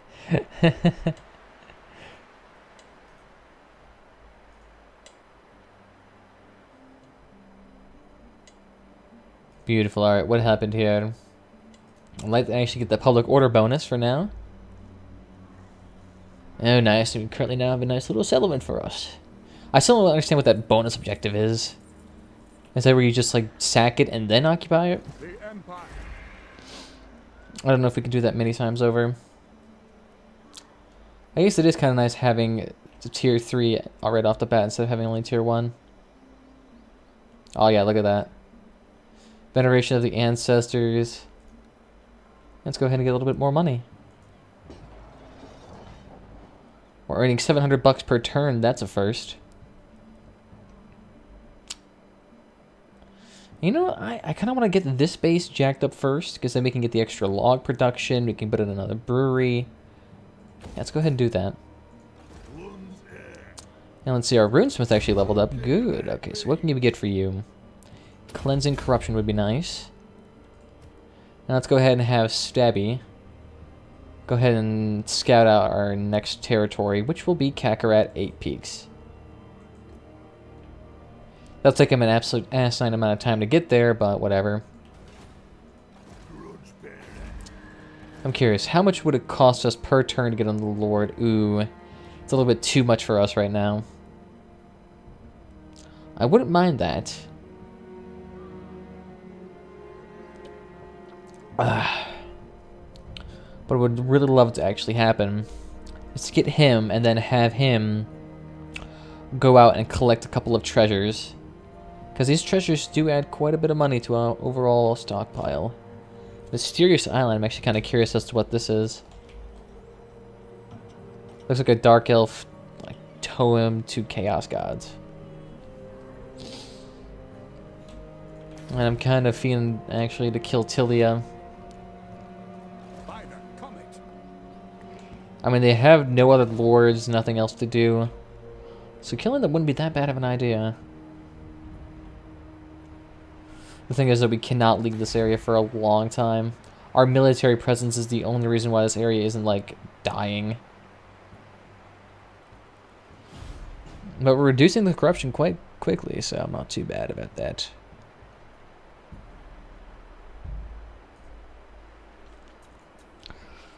Maybe like 10 or so turns in this area and we should be okay.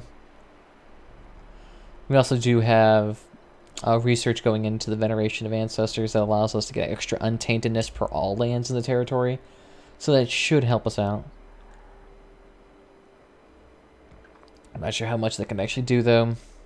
Because the thing is, in order for you to actually get rid of all of the Skaven corruption inside of Skavenbright, you need to have like an unholy amount of cleansing capacity, like 3 rune lords here, all with constant cleansing of corruption with, what else? Maybe the students that get rid of corruption as well.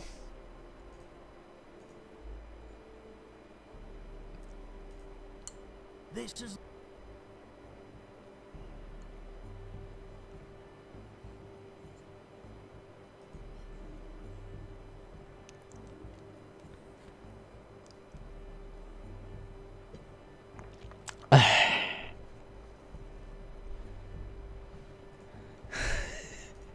oh my god, fucking people on YouTube. So there's like a herd of comments, but even the herd comments are kind of funny. Ooh, good. Okay, so what do we get here?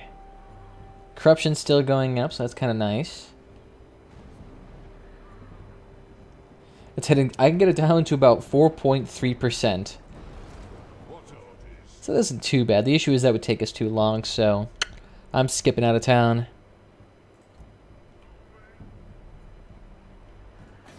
I'm actually curious. Ah, damn it, no. Our lands still wouldn't be connected. I would have to kill... That's the unfortunate thing. I'll have to kill my ally in order for me to actually... Oh my goodness, the vampire corruption here is immense. Look at that. But we have this entire land to ourselves. Oh, wait a minute. Since these two are connected, I actually might be able to get a full trade route to the sea. Ah. How do you guys feel about doing a confederation with us? Let's hear what you have to say. I'm not too big a fan of going to war with the vampires just yet. Come, kin. Let us feast and drink. Now, an aggression pact, and you pay me 1,200. Scratch that. 1,500. Scratch that. How much are you guys willing to pay? 1,800. Now, 1,500 is still pretty damn good, though. I'll take that. Ah, oh, damn it. Alright, how about just $1,200 then? Because I do need to build some more breweries. I need to get my population shit-faced. Nice, I'll take that. Welcome, King. Of course. Some of the High Kings serve thee. Of course, you guys are already jacked like crazy. I suppose. These guys always do well. It's because they have the most legendary lords.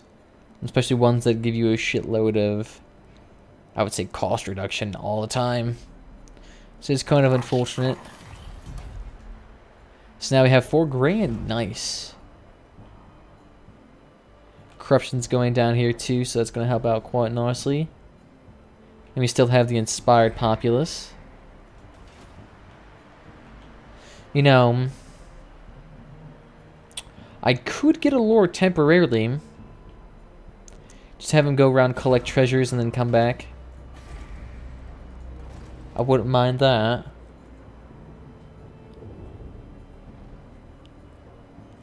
Magical item drop chance wouldn't be that bad too. Confident, though, is what I'd really love to see.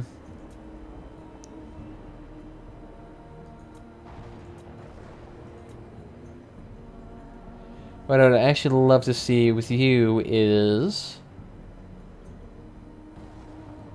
your actual abilities. I wish there was a way to, like, take a look at your actual rosters. Yeah, it's looking like you're just a generic lord, which is unfortunate. I prefer rune lords. I mean, they don't have as much damage, armor, charging, basically anything that makes them good at melee. But they're really good at supporting a huge army. So let's go ahead and get you the Perceptive one out here. We're going to go ahead and have you go ahead and collect some treasures. I don't mind losing a little bit of money. I mean, we're hardly losing any to begin with. And next turn, we're getting another brewery chopped up here. So we should actually have enough money to sustain him. I just want to get one to go around and collect loot. I mean, some of these places give $10,000. Some of them give some very nice items. And giving those items to my actual units would actually help us out immensely. I know I won't be able to give them, you know, an assload of banners. I don't know. If you give your, say, your rune guy, your runesmith inside your army, give him a couple of banners, would he be actually able to assign those to units? Or can you only give it on your lord? That actually would be kind of ridiculous if you could have every single one of your units with a banner. King of the 8 Peaks.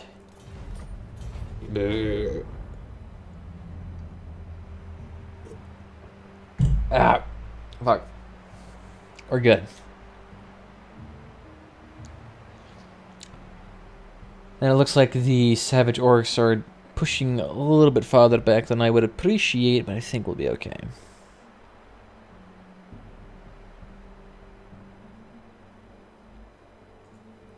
At least it gives us an actual army to kill.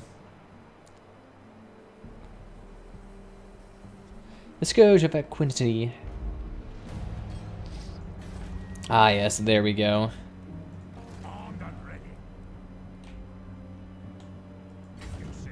That's right, we don't have a dock, so we have to actually board on the boat. Alright, so how bad is the corruption still? The corruption's still way too high for us to leave. I don't mind getting rid of taxes.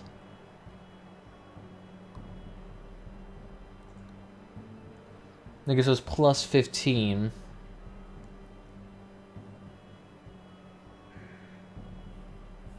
Seriously though, once that gets out... So buildings, events, commandments, and technologies, it gives us a loan combined worth of 10. So we have to get the corruption down to about -3 before we can even do anything.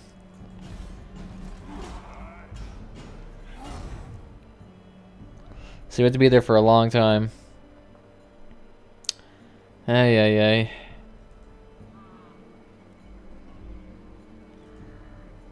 I wish there was like an event or like some weird technology that you could pay for. And it would actually allow you to gather up strength. I mean, treaty to enshrine our allegiance.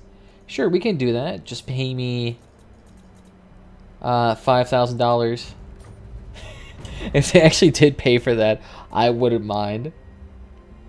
$5 grand for a defensive alliance. And I guarantee no one's gonna attack them because they're like, oh shit, we're gonna get fucking murdered.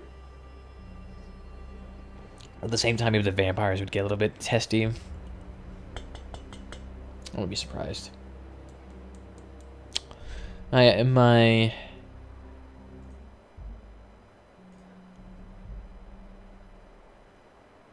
Hey there, just set up my appointment for tomorrow. Everyone's really excited for their bot. I just set mine up for today at 7. I'm like, fuck it, I don't feel like spending too much time here. Military alliance just for you. The thing is, you're the only one standing between me and the Crooked Moon gets. So, you know, I don't want to deal with that. And the thing is, the AI gets the extra bonuses to income and army sustainability. So, no, I'm not doing that. I do not want to get trapped in your shit.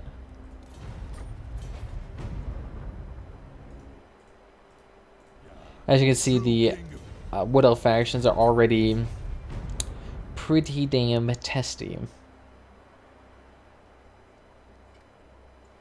And I can't eviscerate them just yet. I'm actually curious if getting into the Force of Athelorn would actually help us out.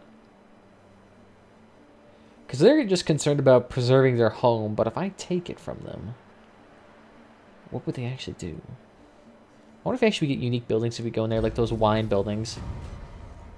Additional untaintedness, yes. Let's get that untaintedness faction wide. It'll still take us like 12 turns to get it, but still, it's nice. And if we get rid of the corruption there, that place will start getting happy again too. -6 this turn. So it's going down pretty quickly. Yeah, with that guy gone though, our Thane gone, our corruption's not going down as fast. So shorties again, yes, I haven't done them in a hot second. Although I guess to you, this is probably my 7th time doing it. Ooh, treasure. But in all fairness, I did get all the DLC, so my experience would change with this asinine amount of DLC I bought. Oh god. Alright, good. Kakarot 8 Peaks is still held by the Crooked Moon. So they don't have to go to war with my allies to get it. But they're expanding out quite pretty much unhindered at this point. I just had to deal with the Skaven faction, and that's still taking me a long-ass time. 10 more turns before I can even get down to a manageable level of corruption. And hell, I already have a tier 3 brewery here, so I mean, the fact it's still taking that long. You wanna get a little treaty with us? God, God, no. How are you guys unable to kill that faction? They're so easy. And you're Wood Elves. You guys have such asininely great units. Just really get an entire army full of treekin and archers, and boom, you win. Nothing they can do to stop you. Hell, I haven't even tried their spear units. They're probably just the same.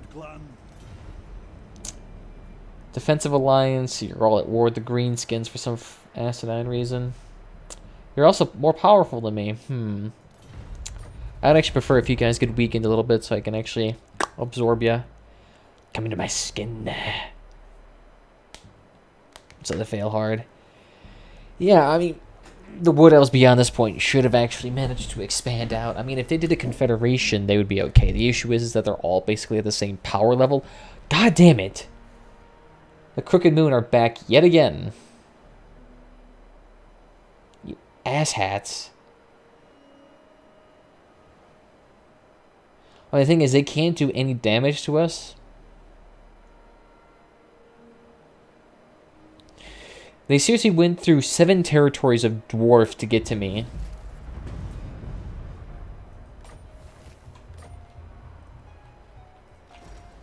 Alright. How do you feel about Goblin Big Boss? Assassinate? Let's go ahead and assassinate.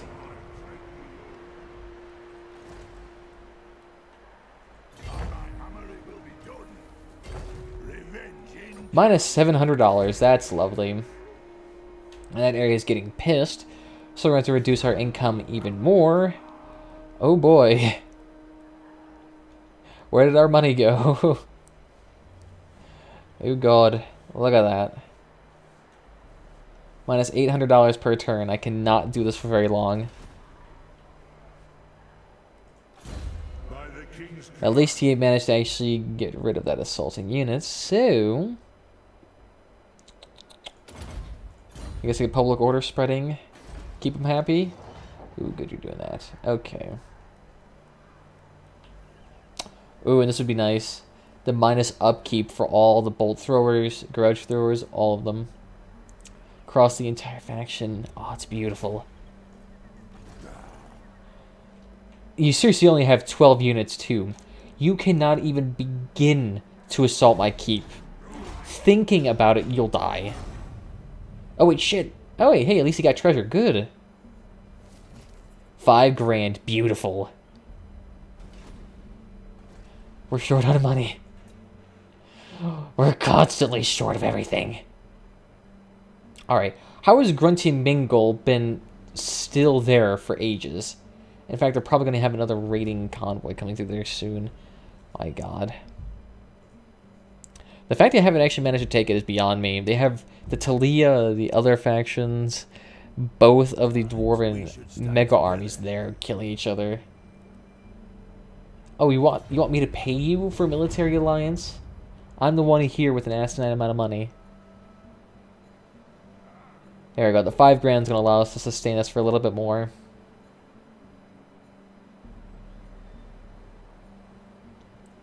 I'm not sure what I can do for the Skaven area to make them like us more. There's not really a whole lot of public order I can do. Wait. I could get a wall built in the Skaven area that increases public order a little bit. And if there's any sort of outburst, the rebelling army will just have to face that against the wall. So, yeah, that wouldn't be that good. Beautiful. Fell cargo. I think that's the one that gives us minus unit upkeep. So I wouldn't mind that. Is there that much corruption, or do you have a mod which changes the terrain in Grudky Mingle? I mean, corruption is still a pretty big issue regardless of where we go. I mean, the mod I have installed is a Steel Faith overhaul. And that basically still fucks us over regardless. Especially in areas like this that have been held by the Skaven for so long. Corruption's gone.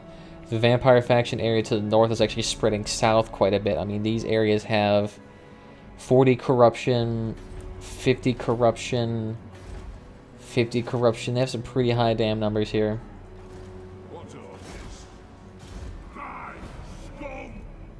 Actually, you know what? Onward. Please tell me you guys are okay. I answer to clan and hold. Let's say beautiful. Okay. Great, great. So, refractory, that. The Badlands seem pretty dark. They're actually not that bad. The Badlands are fine. It's the areas touching the Vampire Coast that are pretty fucked. We may have a mod that makes the area look darker. That's about maybe the worst we have. Stand defiant. Alright, great. Give me our cash bag. There we go. Yeah, so these guys cannot do shenanigans to us. Let's run away yet again. It's probably because they had to run through all of this dwarven territory that makes them basically impossible for them to actually attack us. And you know what? What can you use here? I use ancestral grudges. And you're not that bad. I mean, what can we do for you? Ballistics instructor is going to help. I think that's good. That seems to be it. Yeah, that's just the Darkening mod I have installed. I believe it should be it. I'm not sure if I have something else. Steel Faith, I'm not sure if it actually implements any visual changes. Then I just haven't discovered the Badlands either. I mean, I've seriously been on the defensive for 100 or close to 100 turns at this point. I need to get into the Badlands and start actually killing these guys. Otherwise, I'll be left in the dust. And I won't have any actual Savage Orcs factions to kill. I'll get Kakarot 8 peaks, but I won't be able to get my weapons. And that's what I really need to get. Although we should be okay. I know usually Top Knots does really well down south. Nope. Don't want to get dragged into the Empire's wars. Delia, how you doing? I mean, you're basically the only faction... You're lucky. The Border Princes. I actually love you too. Ooh.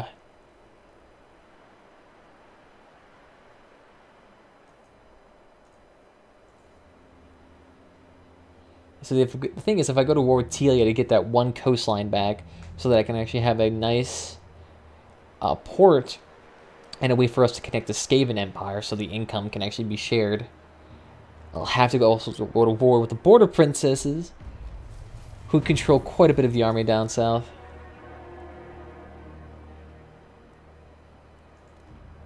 Right to wrong, I don't know what the hell that even matters. Also looking over here, it's looking pretty damn nice. Let's take a look here. Military presence still getting 18 per turn. The corruption is down now to only 9. If I get rid of the taxes, so corruption difficulty level and faction, that all contributes to a solid 13 loss. And if I remove my army, I have 8. Yep, so the corruption still has to be reduced heavily before we can even leave this area. God damn it. Ooh, okay. At least we're able to do something here. Do you have... Oh shit, you already have all your purging capacity. Really, there's something else we can do for him. I mean, I guess you get your tactician bonuses.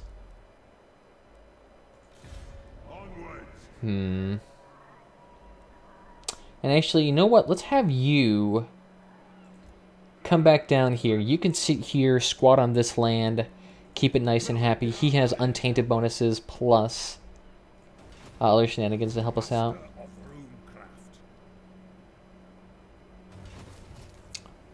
Abandoned ship. Okay, so what do we get here? I think the barrels of rum reduces upkeep. Yeah, and attrition. I mean, I guess it helps us out. Reduces it by 50 bucks. Are you using the DX11 or DX12? I'm using the DX11 variant. I don't want to do the DX12 because I knew they kept saying it had stability issues or some shit like that. And, oh damn, they did take the treasure from me. You bastards. Where the hell am I gonna get my treasure now? I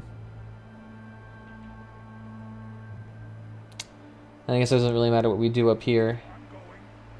Because we just head up north and start claiming treasures around the Elven Isles.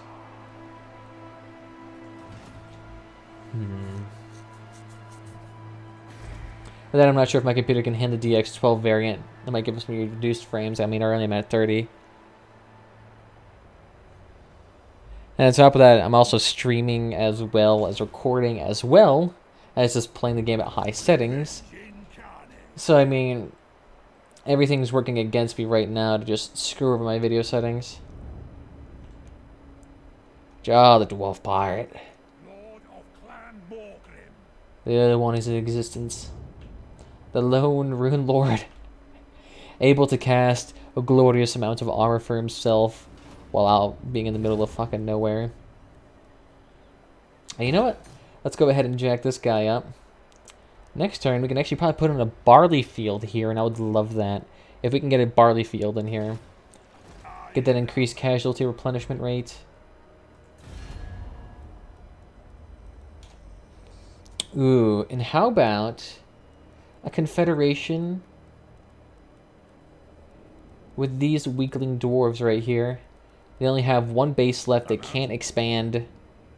Oh yeah, and you guys are crippled. Come, kin. Let us feast and drink.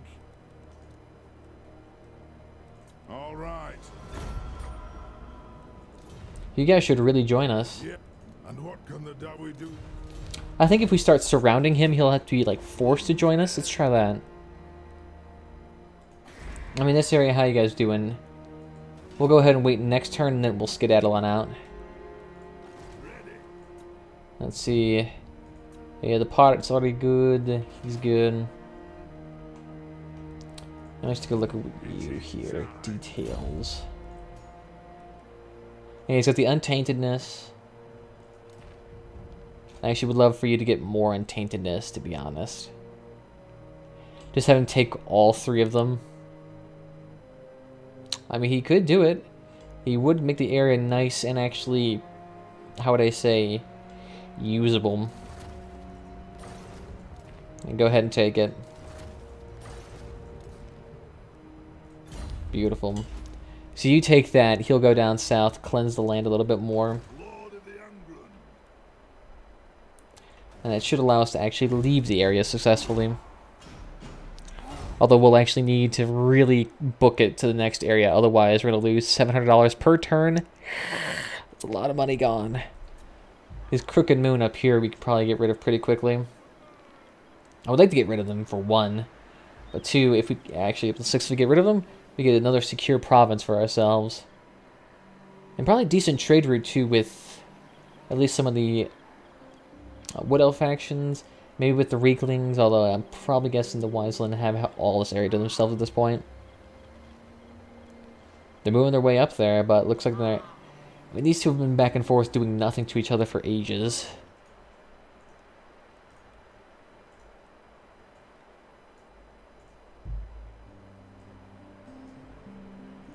There we go. Okay. And these guys look like they're just going to try to cleanse as much of the vampire corruption as much as possible. I actually think all of the Dwarven factions right now are currently at war with one of the vampire factions. I'm curious if that Skaven faction down south that was not moving forward. I know they have a nasty habit of actually...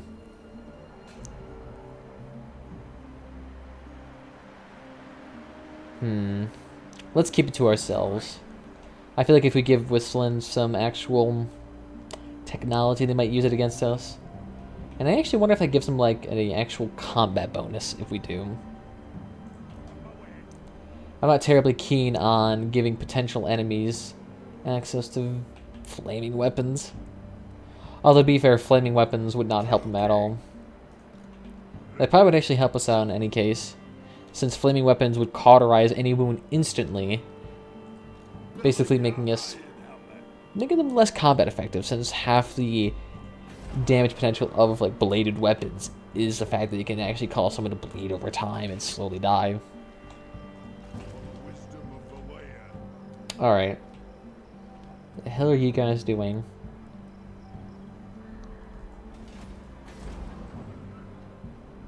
God, how are they still up? That blows my mind. Alright, and you have to stay one more turn there, because then this guy will be able to get in. And just stay nice there. Actually, no, fuck it. Let's go ahead and have you skip on out. Ooh, look at that, minus $400 per turn. Shit. Yeah, we're definitely going to have to move up north as fast as humanly possible. Oh, god damn it. That's what I didn't want to happen, because the issue is that once that happens, generally Reikland takes the Crooked Moon bases and prevents us from having a secured province. It basically makes that area half as effective.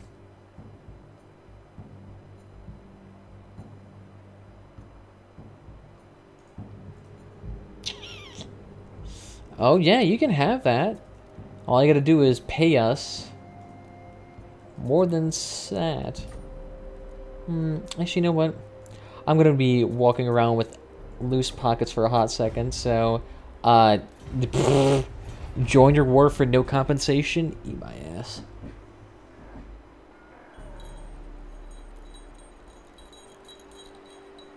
How do we just encounter them? I feel like we've been in cahoots with them for ages. Nope. Although I probably should actually keep them as my allies, because I feel like Telia, now that they have nowhere else to actually attack, they're going to probably be feigning to actually go after us. I'm not too keen on that.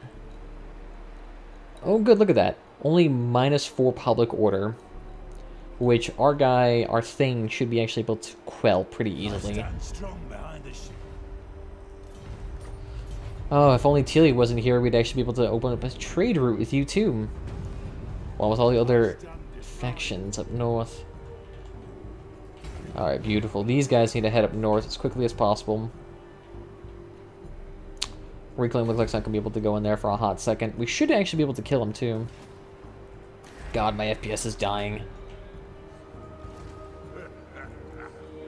You stay in here, keep this area happy. God, even with the character bonus in there, it's still negative. Oh my god. 8, 10, 12. Yeah, we should actually be getting one more public order.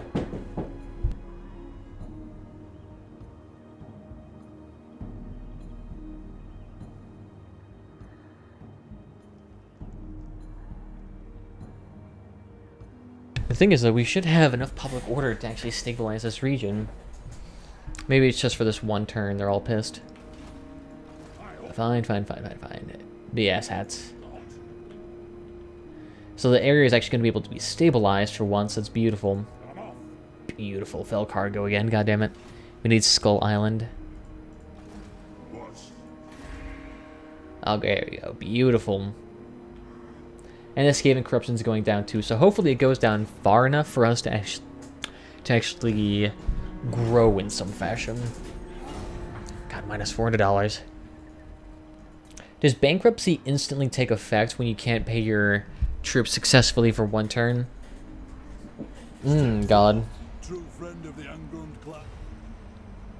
Oh yeah, military access works. You just gotta pay us.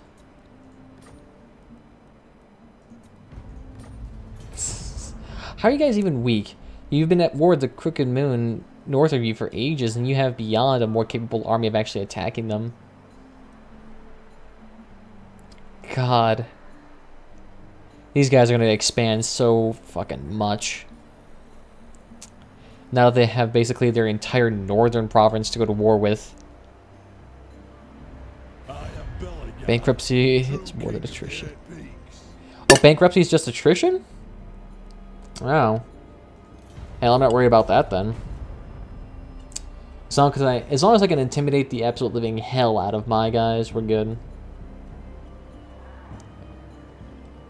And I guess I could turn on extra taxation. Like this province, I think, yeah, it's happy now. So if we get rid of the veneration of the ancestors and instead get like 5% extra taxes, I could do that. Spake. Oh yeah, sure, you can do that. Just pay me. How do you have that much money?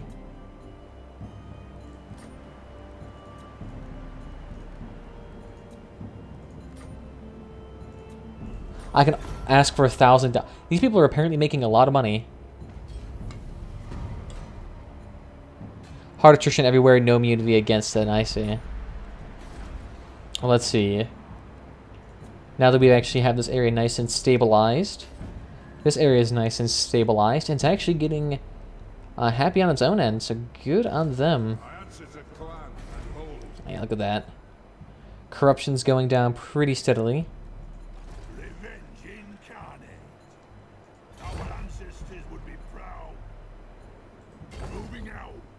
So next turn we should be able to go up north. Oh god, 9 turns for that.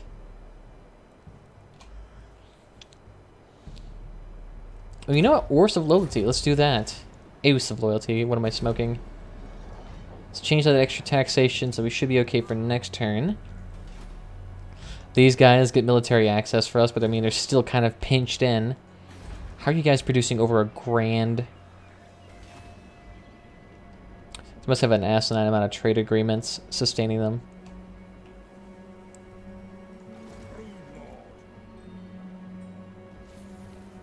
Bonus experience, beautiful. That actually would be kind of nice. Get that extra to master.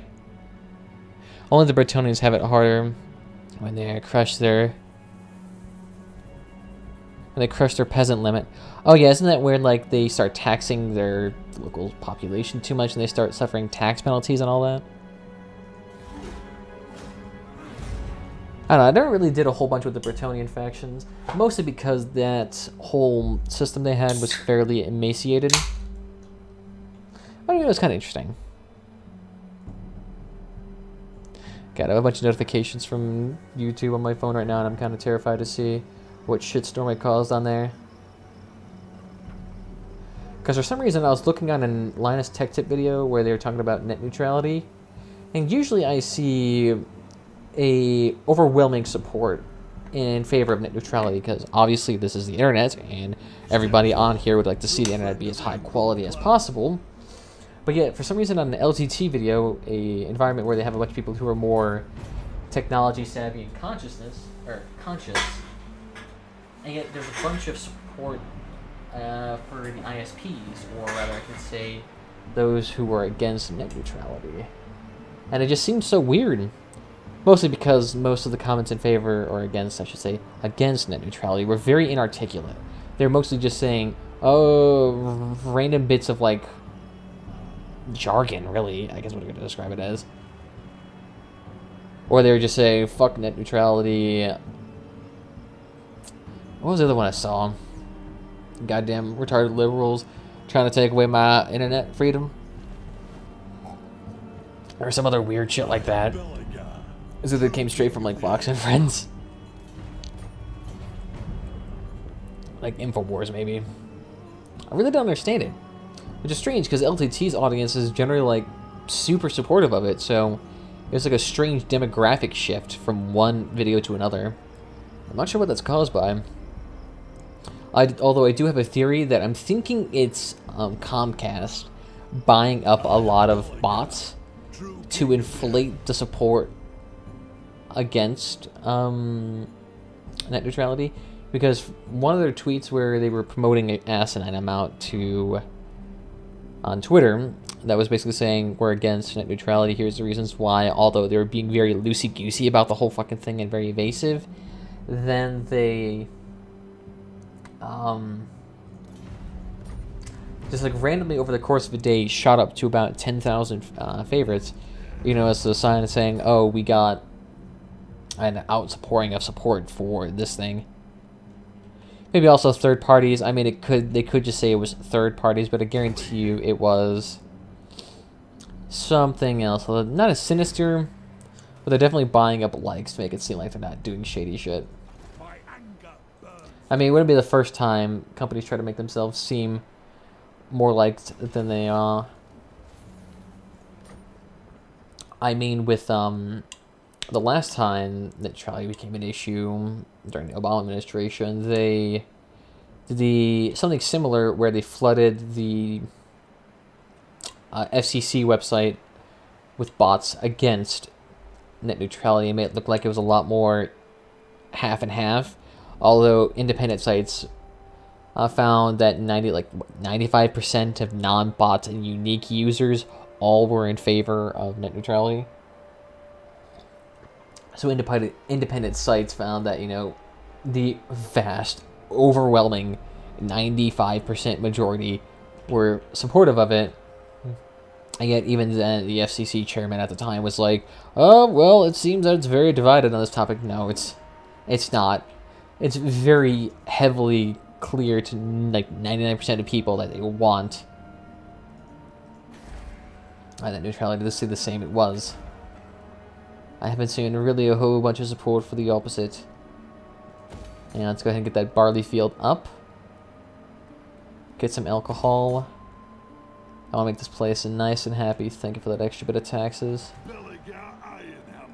And the Rune Lord here is actually doing well. So, ancestral grudges, of course. Give him an extra bit of weapon damage. Although I probably should give him the Rune of Grinmere to be honest. Lord of the Anglin. Let's see, how good is the... Holy shit. So that's 1, 2, 3, 4, 5, 6, 7, 8, 9, 10, 11, 12, 13, 14, 15, 16, 17, 18, 19, 20. There's 37 units there, and 7 of them are giants. Holy crap. What garrisoning crack behemoth do they have there? And you can just stay there. Jesus, that's a lot. That's actually kind of nice. Getting those treasures out in the ocean is actually helping us fund our construction.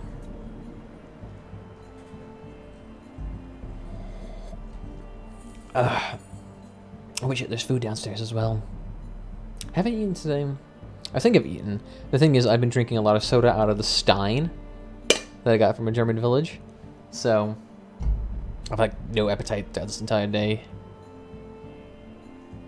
Alright, what's going on here?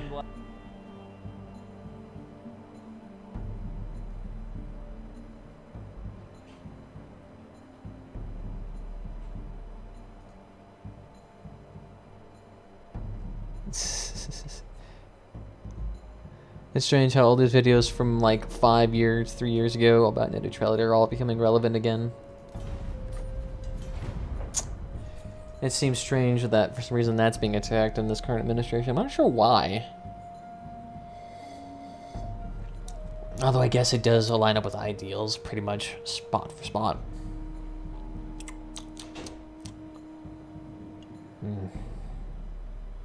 Whatever. I doubt they'll actually pass anything because they usually can't. Ooh. The Empire is actually moving in too. How the hell are they actually moving past that? Oh! And our faction's actually managing to kill the Why? Why would you, instead of attacking the Crooked Moon Gits and securing your province, you're going out of your way to attack the vampires? Opportunities. Hell, it's not even a good opportunity for them because they don't really have the populace behind them or anything else. Are y'all really gonna block me? Hell, where did their army even go?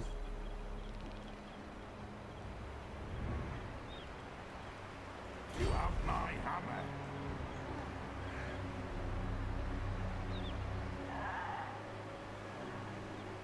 I'm going. Jesus, that lag. Let's go ahead and stay in ambush. I want to raid in their territories next turn. See if we can get a little bit out of that. Ooh, good. This area is actually doing pretty dang well. And do you have another treasure chest to find? No, you don't. Let's at least establish contact with the High Elves. Maybe they might be able to actually give us something. Maybe they might get involved with the vampires and start killing them. I'm not sure if the High Elves dislike the Empire. You guys are doing okay. Yeah, why are you guys all the way over here? And strangely, they're not able to actually cleanse the area of vampire corruption. Hell, why do you not have that? I guess really the only way you can cleanse it is if you have a Rune Lord on your team and the appropriate students. Yeah, you're good there. Do any of these buildings need to be upgraded yet? Ooh, yes, you would be perfect. It seems strange. Every time I try to keep increasing my income, it seems to get worse.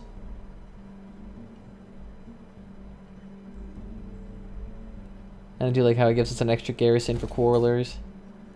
Beautiful. Fuck it.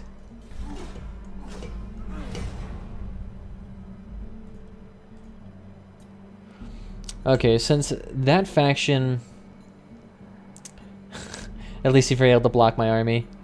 But I noticed that since that Dwarven faction is expanding out into those risky areas, if that's actually going to cause an issue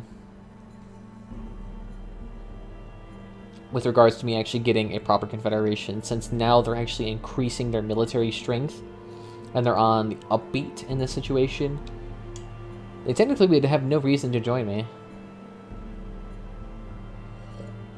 Maybe once they lose a war or a battle against the vampires, they'll be a lot more likely to actually accept. We just need them to lose that one army and we're good. Maybe if they lose that town in a siege, it'd be perfect. I should probably actually turn off the in-game music and my YouTube music at the same time. They're layering really fucking weirdly. What the hell do you guys want? No, God no.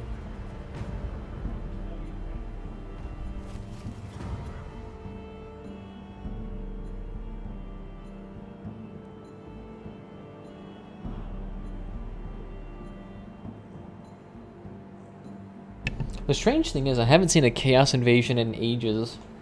I'm thinking either the Chaos Invasion is like not targeting us or they're getting crushed by some other miscellaneous faction up north before they can even get to us.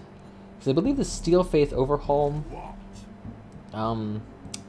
actually increases the amount of contention with those two factions.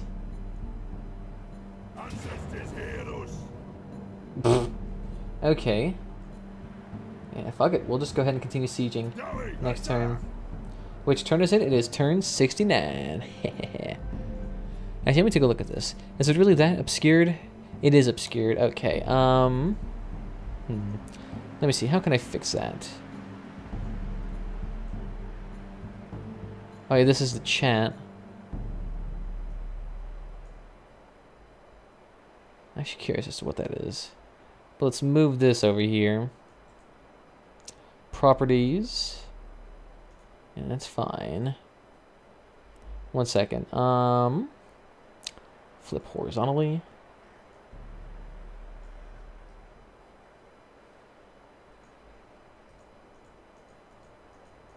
Where was that one box I just had? I don't know where it went.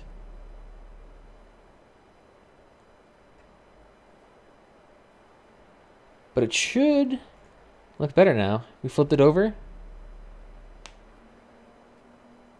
So you should be able to see it. There we go.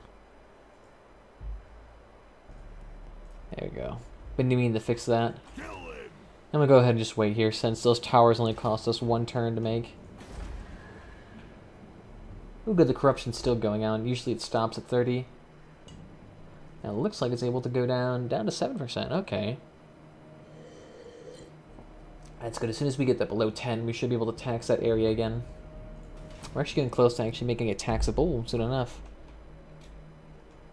Oh yeah, see if we can find any treasures over here. Although I think the High Elves are actually pretty good at collecting treasures. Ooh, no, there's a treasure right there. Our Remnants of a Battle 2. 5 grain, I'll take that. What orders? You're good there.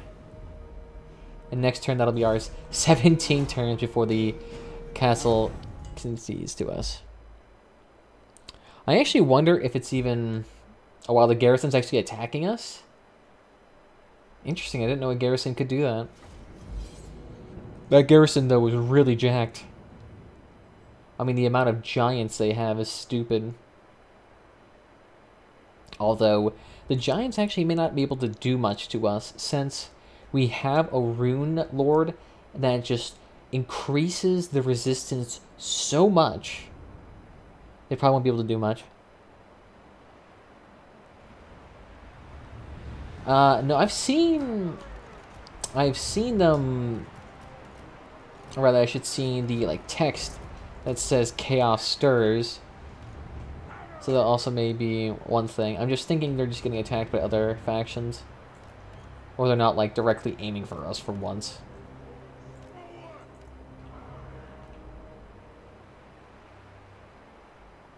Resistance or armor, both.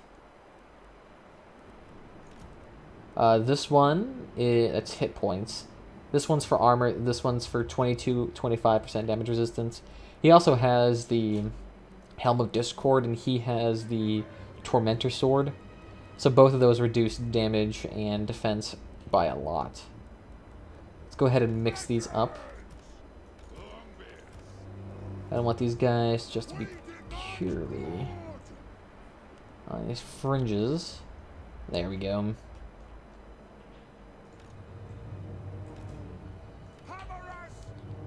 And bend them out a little bit.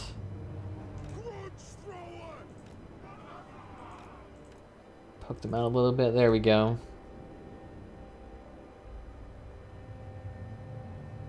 Well, they got a heal and Steel of Faith. No, they don't have a heal. They just have a bunch of armor buffs. I mean, this came with them. The heal is actually a potion. It's like a potion of replenishment or potion of healing. I believe my thing should have a potion of toughness, which does the same thing, but also gives them armor and defense.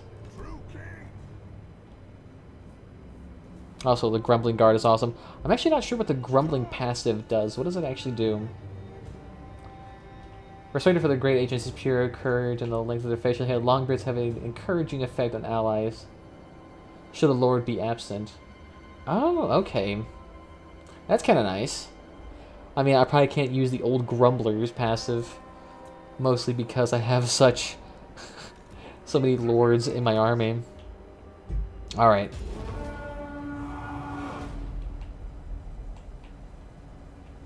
Actually, quite a few of them have banners that prevent them from losing vigor to begin with, so... Oh, yeah. Gotta have a lot of big units here. Thank God we got all these axe units, so they're actually able to take away quite a bit. And let's go ahead and have you go back here so you can get that extra bit of reloading skill to them. These giants are what I'm a little bit scared about. They'll definitely be able to do a lot of damage. But we should actually be able to take them out quite easily since we have so many high... I mean, look at these archers. Tier 7, Tier 6, Tier 7. Nearly all of them are Tier 7. And our melee units are so... I mean, these melee units would be level 9 already to begin with. I mean, this unit's been with us since the beginning of the game. He has not died yet. And quite a few of them have stayed around quite a bit. It's mostly these rangers that do really well. It also doesn't help that I put the rangers in a very precarious situation, because when they have no ammo left, I put them on the front line. Of course, they don't have great melee, and they're not the bug rangers. We're fixing that. We're getting the bug rangers soon enough. But these guys could just not have that extra. Ooh, wait. Y'all need to get here. Oh, got us. The artillery's firing at us.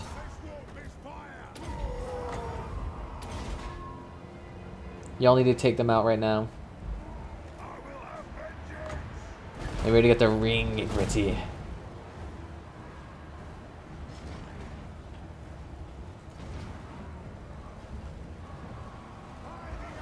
They can handle some combat. I'm not sure if they can handle... Oh, fuck, I hate these axe things, whatever they are. Alright, you need to go over there and start helping them. Rune Lord. Get that damage reduction up now.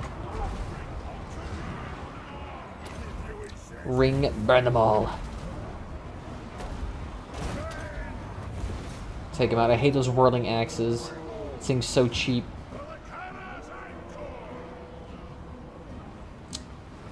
The trolls are not really that big of an issue. They're going to be easily killed with the giants, since they'll likely just plow through our front line and head straight for the archers. And that's the sketchy thing. That and the whirling blades constantly dislocates our archers. Artillery is able to go a little bit hard on them. Keep that shit up. Prevent them doing anything. Alright, good. They're breaking.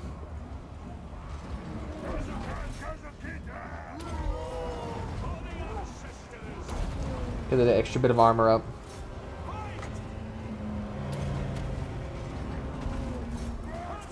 Keep fighting, keep fighting. How are you doing? Alright, he's doing wonderful. Take him out. Actually, scratch that. Get in there. Go ahead and take that potion up. I didn't want you to die just yet. These guys die so easily. I feel so bad for them. Oh shit, were they knocked that far back? They were knocked that far back to the point where they... Oh my god, that fucking whirling axe bullshit. What even is that? Is that night goblin thing? Ugh. That's such bullshit. Ah, it's beautiful. Let's go ahead and kill some of these archers.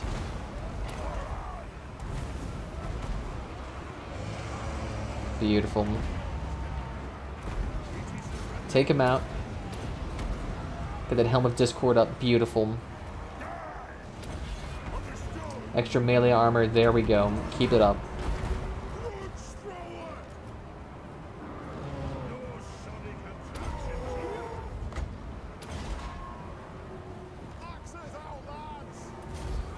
Oh yeah, they're breaking. It's seriously only that weird whirling axe thing that does so much damage. Everything else does nothing. That's what it is. I was assuming it was something like that. It had to be a special unit because I see it only rarely. But still, when I do see it, it does an asinine amount of damage. Especially if you have a congested formation like this to deal with Zergs. Get fucked. Yeah, see, that's what I like to see. Those giants did nothing. But those fanatics... My god. Especially this one. These two must have been the ones spinning the most because they were doing an asinine amount of damage. The trolls actually did a lot more than the giants. Which blows my mind. $2 grand? Hell yeah, give me that. That's an asinine amount of money. You can't block me. I'm taking that place next turn regardless.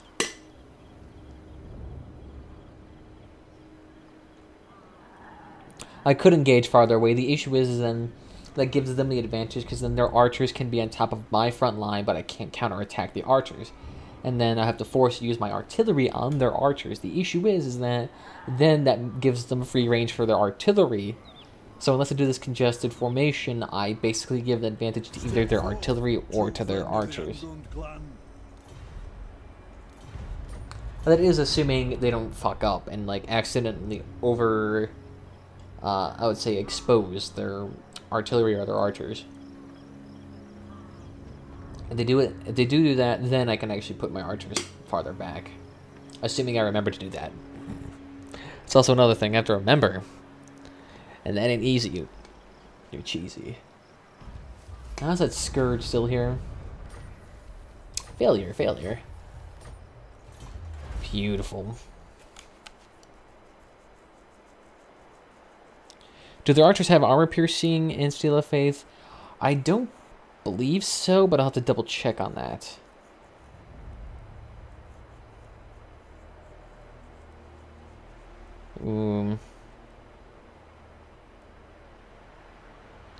I wouldn't mind getting this. But honestly, getting that public order bonus will be useful. Especially if I can use it to actually start taxing this area. I can tax it. Not really, because for some reason taxation does a lot more. But it's still nice. Look at that. Getting money. Oh, you asshats. By the king's command.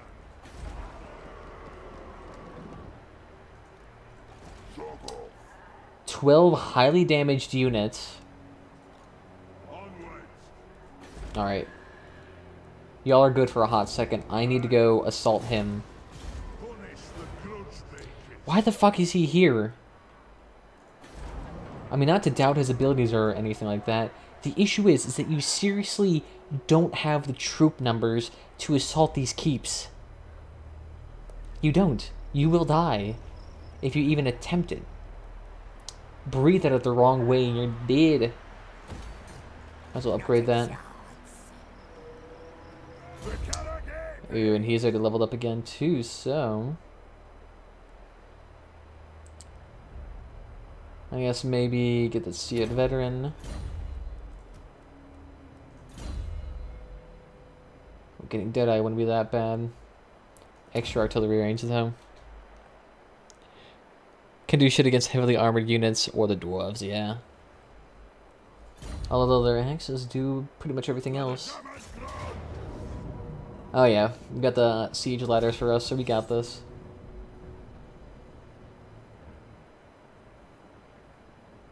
And could let the countdown run out. The issue is that their attrition and my guy would constantly be assaulting them.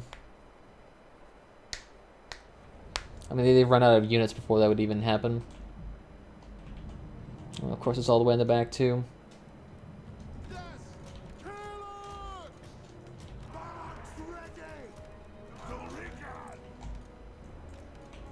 We demand blood! Whoops, wrong way. You guys in the back, you up front. Okay, beautiful. Look at that, they're not even... Alright. Just screw it, just go straight up then. Let the vengeance begin! Hold those dwarven legs! You guys go ahead and get up there too. The siege tower's not even that good to begin with, so we should be okay. Our artillery, though, cannot see anyone out there. And so their lord is super damaged. So if our archers at all get up on that front line, they're screwed. So go ahead and give them extra armor. Yep, there's their archers. Let's go ahead and set them on fire. Unless, right, and your ring can't work on walls. So we can't use that just yet. We can use him to sear the general. And you guys should be able to start throwing rocks at them.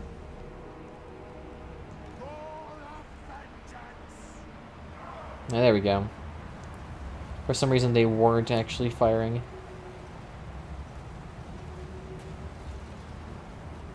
Good job, good job.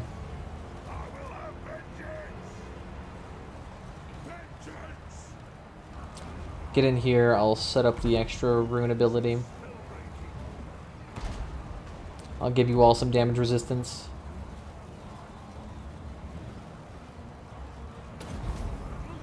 There we go, beautiful.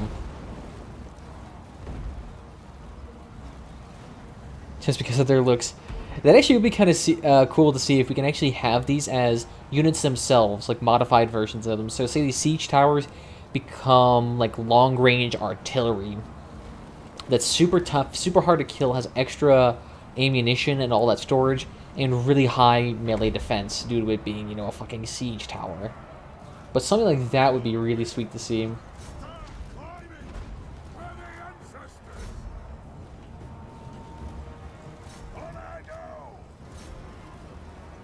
Everyone get up those towers right now. I mean, these guys are already kind of screwed, to be honest. There's no way they're living past this. I mean, their entire wall's already broken. Or as an AoE buff, like a... Yeah, I could see that. like an AoE buff. Since they're a huge tower, they can have a lot of supplies within them, so maybe they can be like have armor patches within them to increase the armor of people around them, or they have ammunition caches to allow ranged units to resupply at their location.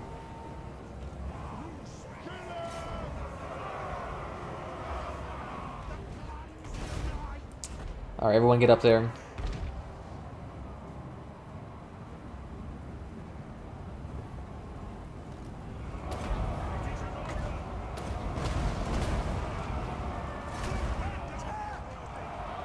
Oh yeah, look at that. Break them.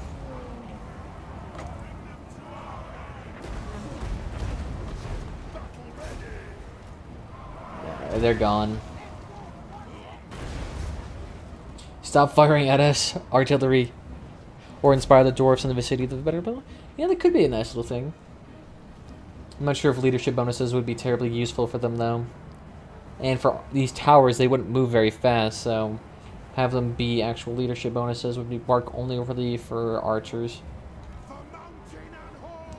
I guess that would prevent them from being overpowered, I suppose.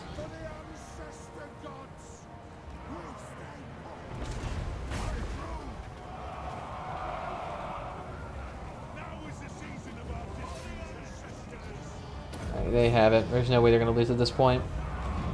And now that we have the Rangers on our side.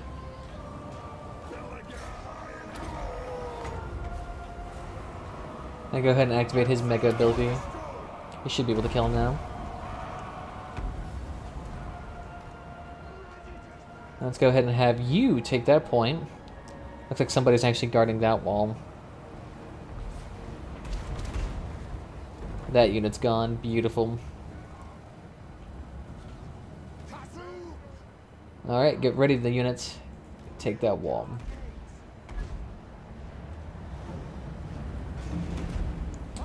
And it looks like all of them are dead down here, so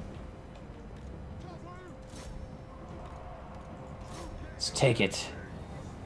They can't stop us now. The Ring of Fire is really good, especially in Mortal. It is. It's really good, especially when I was doing the Skaven faction, Skaven Bright. Having them instantly take out 30 or so units and really reduce morale was incredibly useful. Although I gotta say, this guy by far has been probably the most help in actually killing a lot of these Horde factions. Since they have super great, I would say, morale damaging effects, it makes them borderline overpowered. They still have the same damage potential as most of these units, and yet they reduce leadership on these low leadership units. So well, there goes half of them routing to begin with. You can't run away, pussies!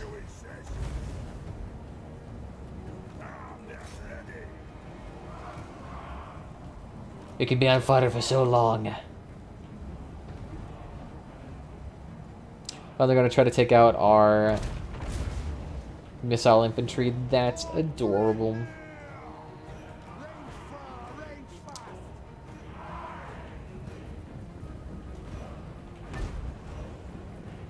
Oh yeah, there was nobody here to begin with. Okay, so they couldn't actually secure this wall. Well, I probably could have actually reduced the siege down a lot quicker if I just busted down the walls and went in.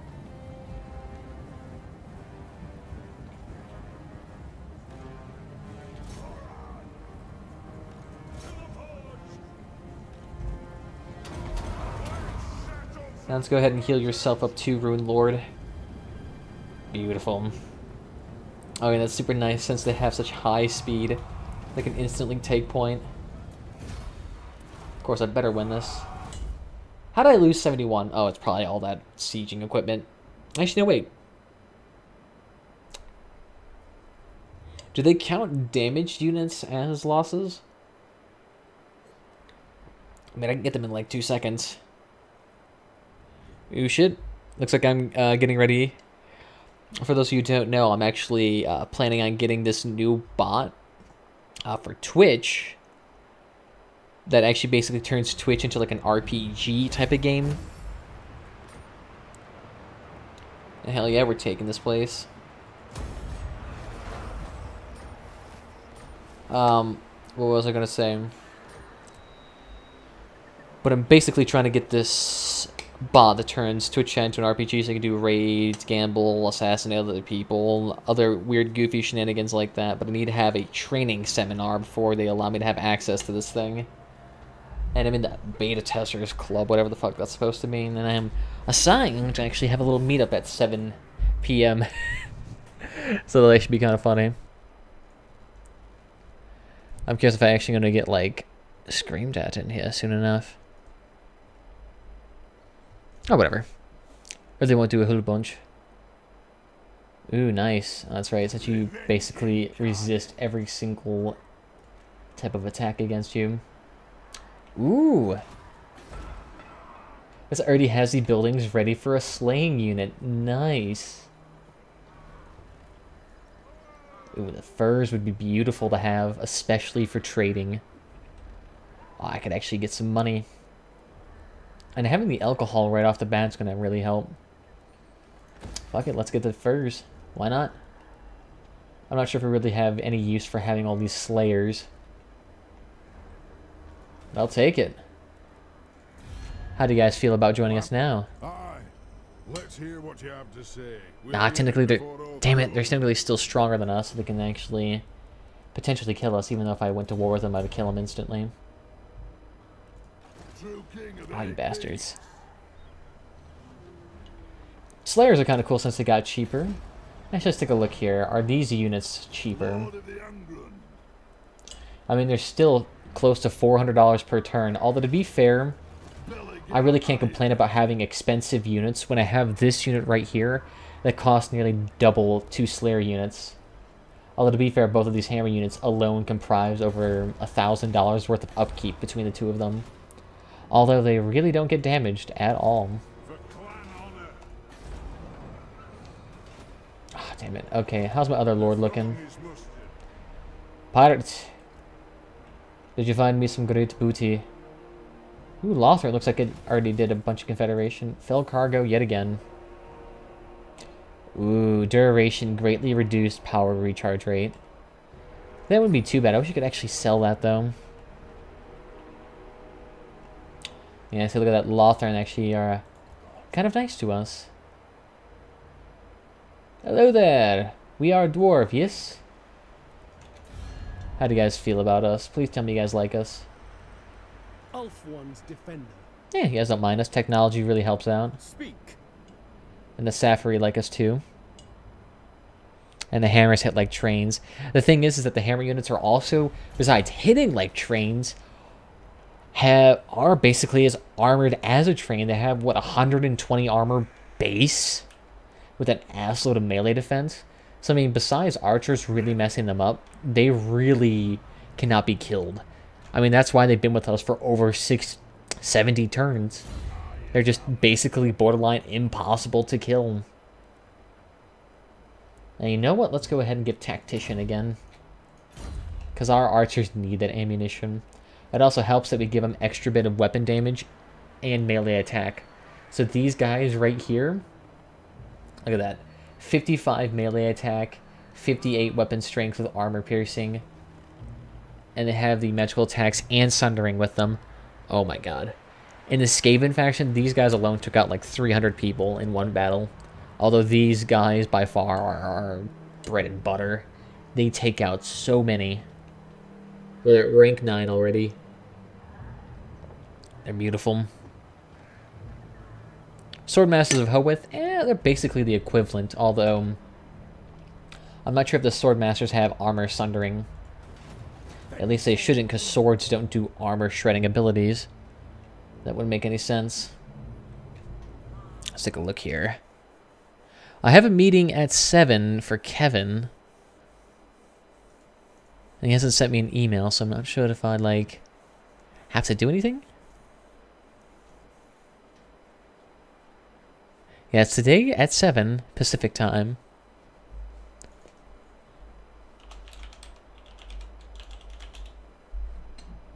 Oh, wait, whoops, that's 9 until 10. Oh, goodness, okay, so I have a long time. I got another 3 hours. Scratch that shenanigans. But I have skills since there are elves. Of course I do. not too worried about them, though. The elves shouldn't go to war with us, although I wouldn't really mind if they did. I could kill them pretty easily. Yeah, look at that. Same issue with them. They have an asinine amount of units there. Alright, let's take a look. See if these Crooked Moon are actually going to try to actually attack us. I'm getting a 3% success chance of them actually taking a keep. And I definitely have to start doing some type of attritioning. Otherwise, I'm not going to get anything. Although I'm more than certain these Crooked Moons are just going to sit here and raid for a long time. Reducing overall happiness. Trying to, at least. I'm not sure they're going to be terribly successful. The thing is, that I'm pretty sure was the exact same army they sent over 10 turns ago. Because the army has the same units that are damaged, has the same amount of units, and it still has that level 1 lord. Oh, yep. Bye. Thanks for the money. Hearth, again, with Executioners would also be dangerous. I forget who those are. Are those Dark Elf units? Because I haven't done anything with Dark Elves yet. Strangely, I haven't done anything with them. Even though they're like one of the more powerful factions. I don't know why I play with Dwarves so much. I don't know if it's just because I like their aesthetics. I mean, I do like playing with High Elves, but I mean, it's such an overdone faction. Nearly every game has them. a grudge settled and issued at the exact same time. The savages. Dark Elf Leaf, 12k per unit. Mother trucker, Jesus. The hell do they do? Maybe able to cook a goddamn mountain for that much. Jesus. 12,000. I thought dragons were ridiculous at, like, what, 6,000 per increase? But that much? Nice. I applaud such absurd numbers. Oh, wait, who the hell leveled up? Oh, the rune guy. Okay. Really, I mean, you're good. I guess dampening would help out. I'm not sure if these guys actually summon that many spells.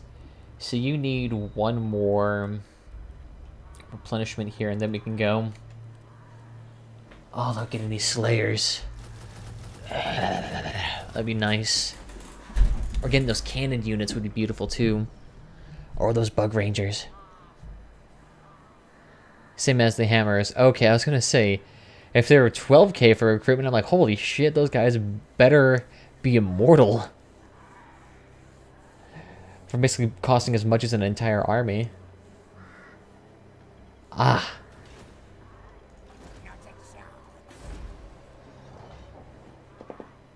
I mean, it's kind of cool having these people here to give it a little bit of extra untaintedness and public order. The issue is that we don't have the armory here. And I could really use a growth building.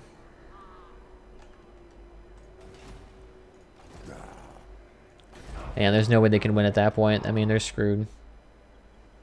I mean, they can try. I honestly will give them the benefit of the doubt, but next turn they're gone. And you know what? Or wait for this people. I'll wait. Although our allies are moving in real quickly. Like a goddamn Death Star. If only they were so kind. Oh wait, shit, yeah, I forgot to move him again too. Oh well, at least you got the treasure. Ooh, look at that. Enables a magical attacks and has a huge hex. Did you see the damage reduction on that hex? Oh, did you damage my walls, you asshats? I'm gonna kill you.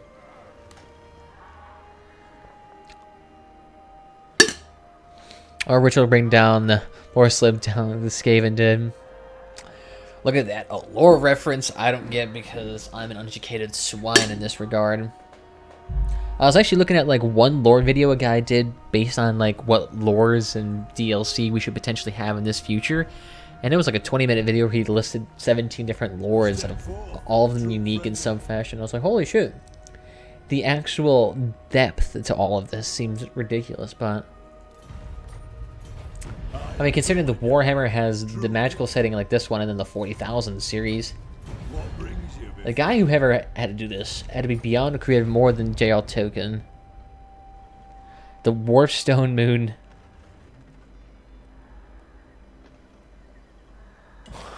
Down like the Skaven did. So, like, what do they actually do to the moon? Like, they bring it closer to the... whatever plane of existence this is, and allowed for huge corruption? I mean, the Skaven strangely have a lot of good technical mayhem, like the ability to create a rocket that goes into the atmosphere and not instantly blow up. What do you want? I mean, I saw that shenanigans was bonkers already. Yep, it looks like the elves already did a confederation with every landmass. They crashed it into... How? The issue is that if you crashed a moon into the planet, Yes. you'd basically be gone. I stand defiant. At that point, Our ancestors would be the world would no longer exist. true king. You guys better come after us. By the king's command. Yeah, just keep them nice and happy here. I mean, because if it have a moon of any size crash into the planet, and you would sunder it in half.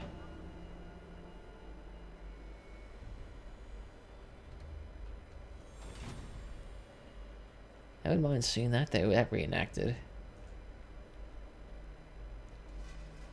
Yeah, but I think it happened in the end times. Oh, so before like the existence of humans and all that came into being, the only thing roaming the planet was the Slan priests. I see. But 1 second, I need to be right back. I'm gonna get some food. So let's just give like a 5-minute break for everybody. Call it good. Yeah. Be right back.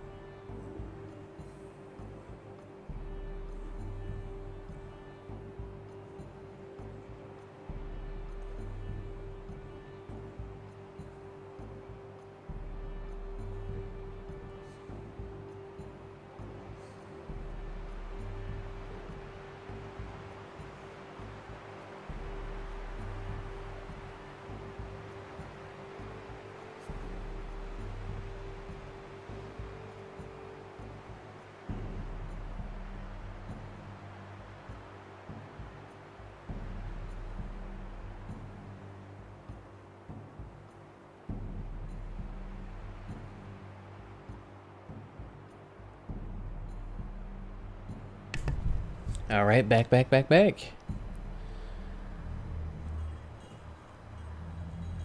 Also about 10 minutes later than Total War Warhammer.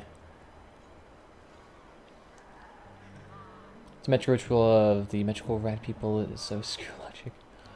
It always seems to be backwards, and they blew it up for bringing it... Oh, blew it up before bringing it down to Lustrial. That actually would cause more casualties than just straight up crashing it into the planet. Although I guess it wouldn't sunder the planet in half, and probably would allow spreading of corruption easier. Also, the end time is later than Total War Warhammer. Oh, okay, so does that mean, like, Total War... Or I would say Warhammer End Times Vermintide, if that's actually taking place towards the End Times. Which would be kind of interesting to see. I mean, that would make sense, I suppose. Here's the last reserving Federal Hall second. Oh goodness. Don't crash at me.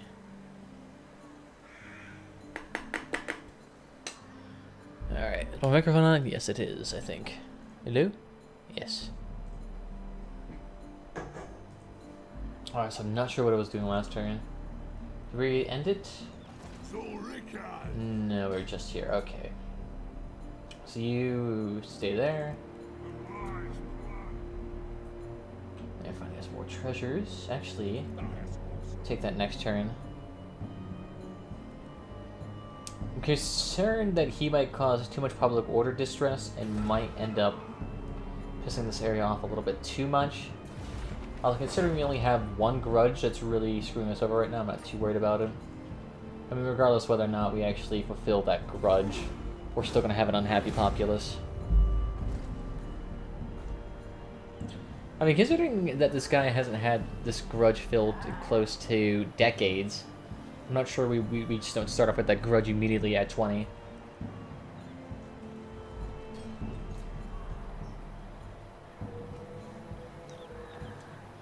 Yeah, theoretically, this guy's been trying to do this for years. And we only get the grudge during this time. And it only grants in severity during this time. Well, I guess he didn't really have an empire to speak of.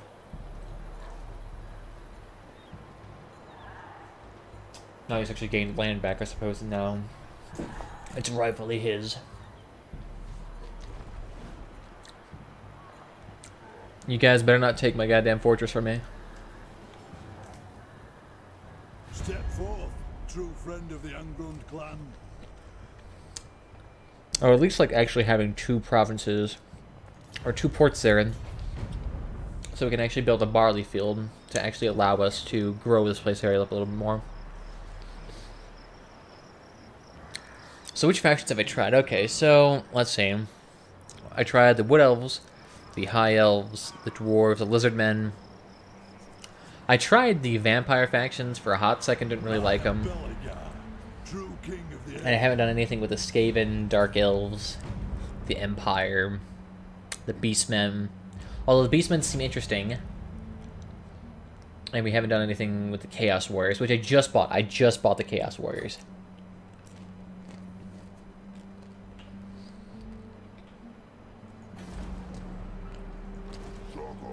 A lot of this stuff I just got.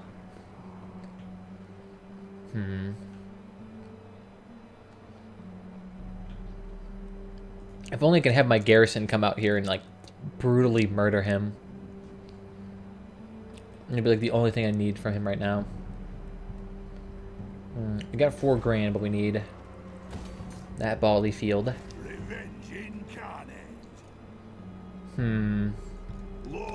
Yeah, you know, let's go ahead and make this easier for us. Let me just attack you real quickly, since I have Lightning Strike. Oh, just kidding. Bye.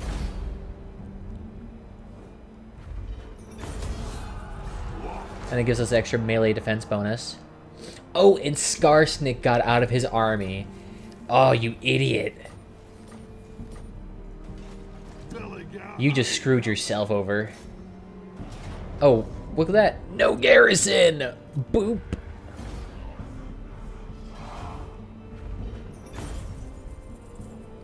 And off with your head.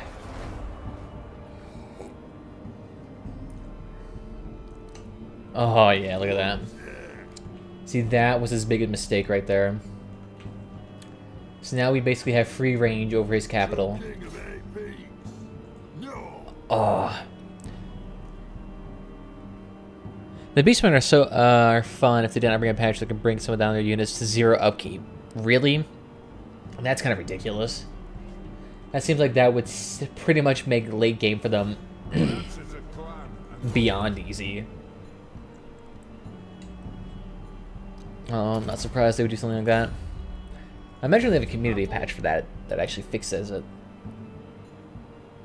We don't really want your weapon strength to be high up. Yeah. Increase your distance, why not? I usually just snipe down the elites anyway. Good. Oh, yeah. That asinine amount of ammunition we can use. Their problem is that they're a horde. Well, I know there's a couple of Beastmen factions that have settlements, and if you have the faction unlocker, you theoretically could play them.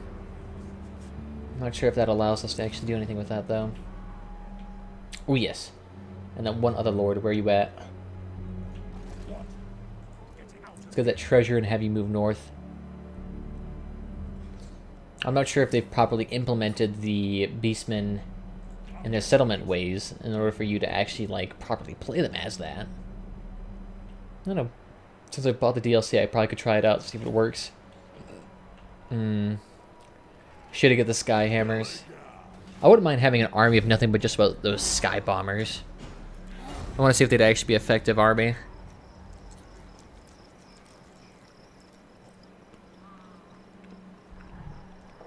Because they wouldn't be that bad. The only issue with them is that they're like single target focused. But their bombs could eviscerate an entire army. Especially in sieges, oh my god. So good.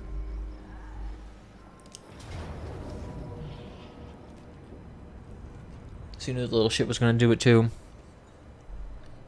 You know, if they didn't have any campaign range left. Fuck you over. But you know what?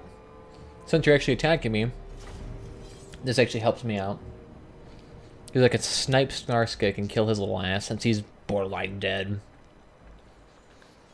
mean, there's no way he's going to stay alive.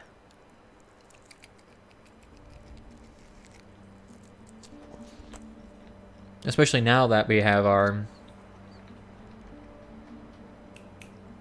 How would I say? Why am I drawing such a blank to this all of a sudden? Now that we have our sniper actually with a longer range, nearly 200.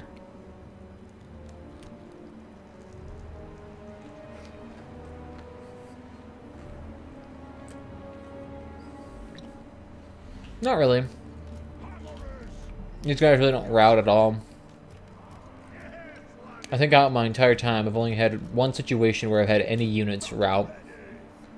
And that was because they only had 10 left. But when they still didn't lead battle, I just put them in a forest because they would have died if I did anything else to them.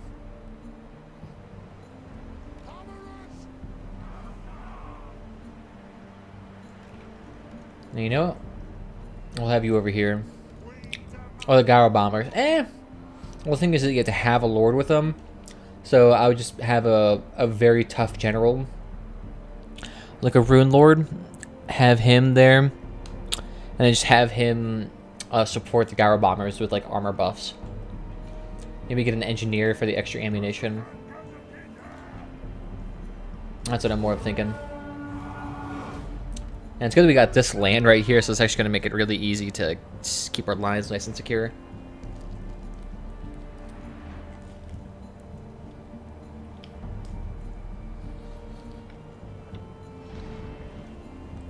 Look at that volley.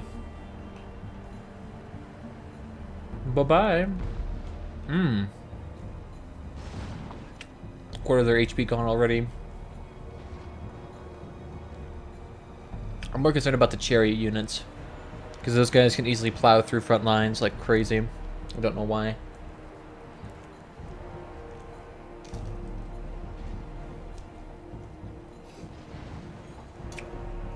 Oh, their charging bonus is way too high.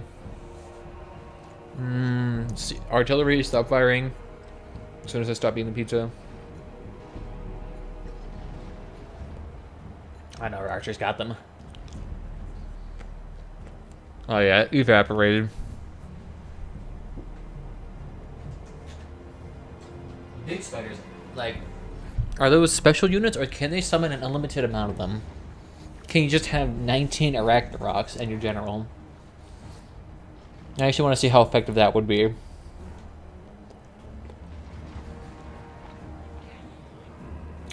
I mean, artillery that does a lot of damage to a single target would screw you up, but I feel like they would do quite a bit of havoc like dragons.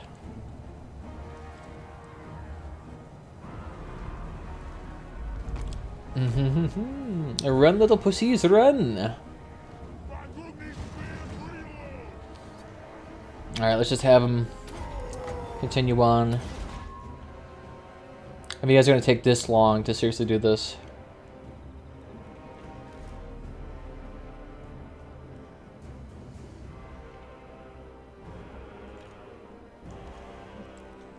Fire, what the fuck are you guys doing? Are you guys not firing for some reason? There you go, what the fuck? Okay.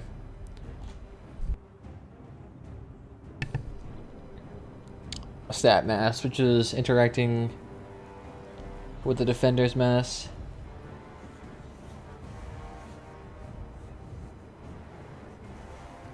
Oh yeah, so the larger the unit, the more they can charge through.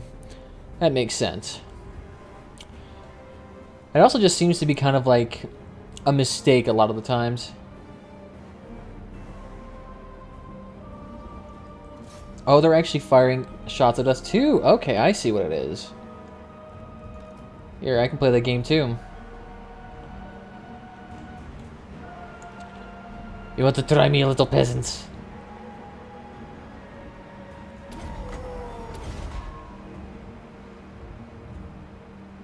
You guys won't live for that long.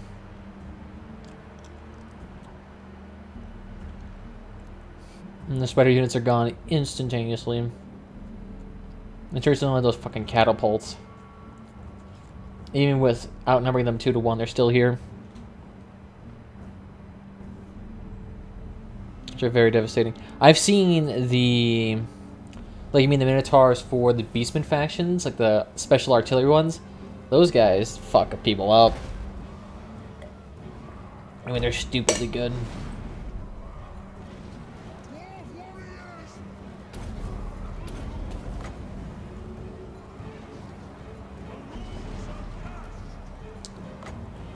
They can't win.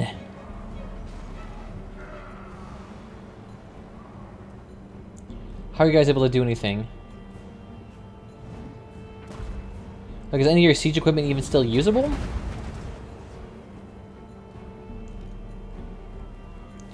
Halt, friendly fire. All of you guys are basically out of ammunition at this point. There's no way they should have any sort of these left. I mean, we should have broken them. Better not try your cheeky shit again. Ooh, wait, shit, kill him.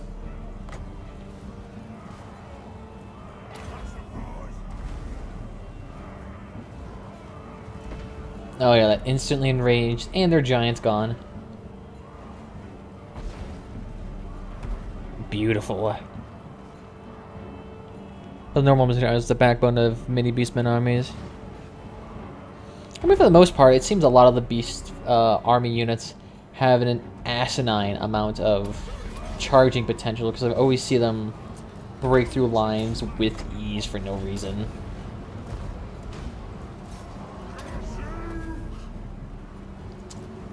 That and... what other faction has an easy time breaking through lines? I wouldn't say the Orcs per se, but the Orcs definitely do have a lot more capacity for charging with their asininely fast units, and the fact the AI is able to effectively coordinate them is ridiculous too, since they're easily able to just go in, out, in, out, in, out, in, out, in, out, in, out. I mean, they do nothing to anybody who actually encapsulates their army, But if you don't have like that one particular formation, their cavalry lines actually do pretty well, unless they have a full army of melee units. But you get just one encircled army and you're basically unstoppable in their eyes.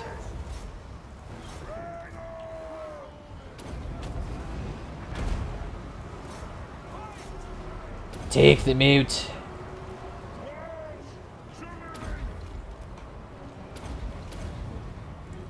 Let's give him an asinine amount of healing. Beautiful. That stupid axe thing is working again. Oh, you guys went to the back lines. Isn't that cute?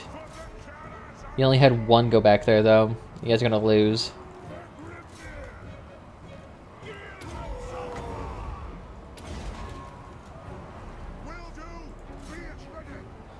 And you guys can go ahead and help them. Now the defending will accept the gore herds with the shields. And that seems to be probably, I wouldn't say an aesthetic choice, but probably a choice mostly having to do with the fact that they have like nothing to defend, so they have to be like a constant assaulting type of army. I'm not sure if that would be a proper reasoning. I mean, God, look at this. They're asking for it.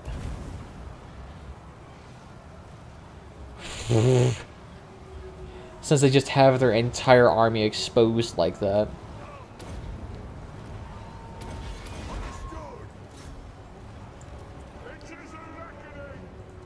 Cram them in the jars. Oh yeah, broken.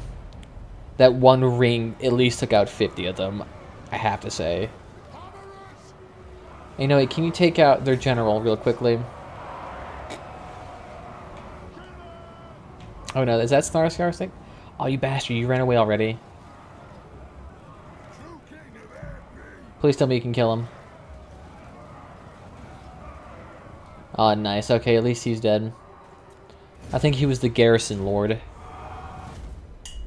Yeah, I guess Skarsnik left 0 kills, 0 kills, 0 kills, 0 kills, 0 kills, 0 kills, 1 kill.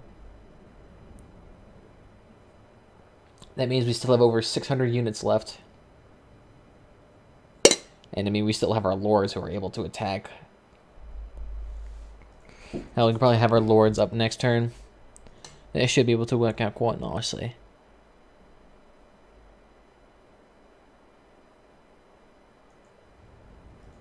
Nice, okay, so... Oh, yeah, you're not worth it. Execute you. Please tell me how the hell you're still up. What brings you before the air? No, I'm still not joining your petty wars. I mean, that would screw me up more, because that would basically just adjust them in. Ooh, actually, counter offer. You pay me $900. I am paying you for military access. I have no reason to even go through your land. Clan Pestilence is still here, so I assume they're moving up from south. Yeah, and Skarsnik has no way to actually help out. If I take their fort right now, which I'm going to have to, considering the dwarves are moving in real close. Elves, just stay there and don't be cheeky. I'm curious as to why they're so passive. And of course, they're still raiding down my southern province. I'll kill them eventually. I'm actually wondering if you'll be able to actually get an army. Because the thing is, if he recruits even one unit, he's not going to make any money. Non-aggression pact? No. I'll eventually have to kill you, that's the issue. Of course, we're lowering our taxes. I need that money. Or rather, I don't need it. I need that public order. Get a perfect 100%. And you know what? Let's go ahead and start taxing this area. Thank you, cutie pies. Ooh. For the cannon and thunder deers. Oh, we need that extra growth, though. More than anything.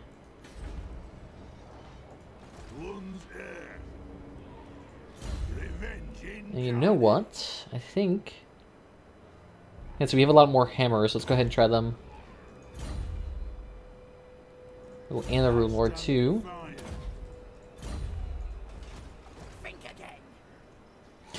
I would like to instantly kill you, but at the same time, I have a fort here that's about to be taken.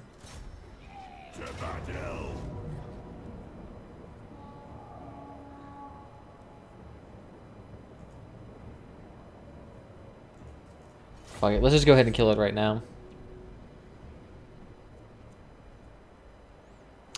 The ladders really don't hinder us that much. Gift ideas from $10. Well, thank you, Walmart, for informing me. Why do I might even sign up to your newsletter? Look at that. All our rangers are tier 9. Yes. Oh, you guys are instantly taken. Why are you... There we go. Alright, so... Take the walls.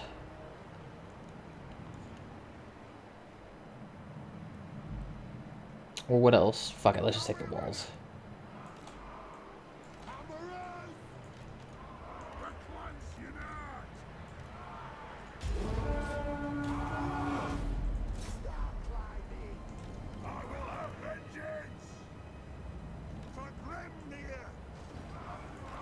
Do they have a lot of their hidden units on there? They must have spread them real thin. Ooh, good, and our catapults know what they're going for. Good, because I was actually going to make them do that to begin with.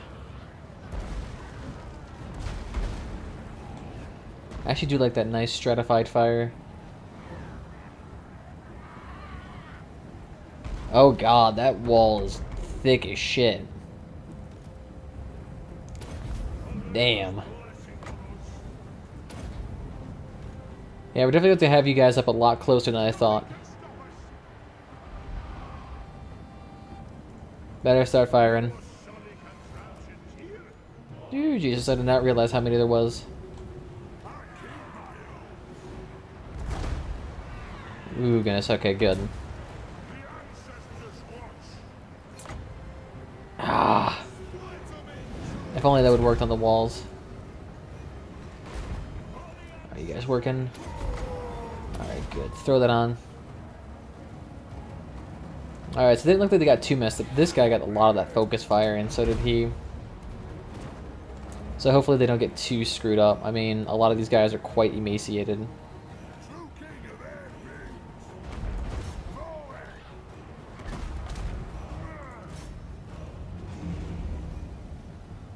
And they're trying their damnedest up here. Actually, no, go ahead and go up that wall too. These guys, I mean, they're at near full HP. They don't need that extra healing. These guys need to be defended. There we go. Reduce that damage. Nice. Interesting. For some reason, these units are able to move, and yet they have the debuff that says they can't move. What the hell is with that? Artillery, what are you doing? Is it too far to arc over?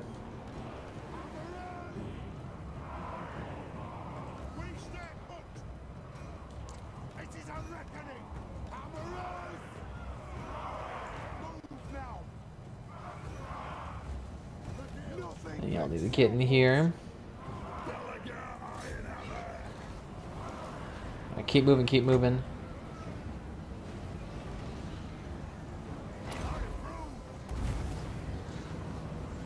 Oh yeah, burn them. Alright, beautiful, and they're all rooted, so... Okay, let's just go ahead and take point. They really can't stop us.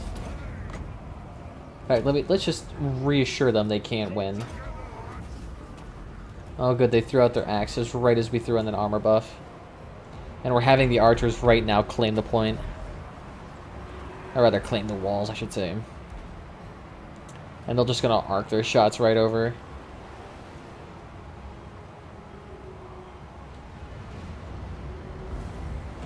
Hey, all start firing. That's nice.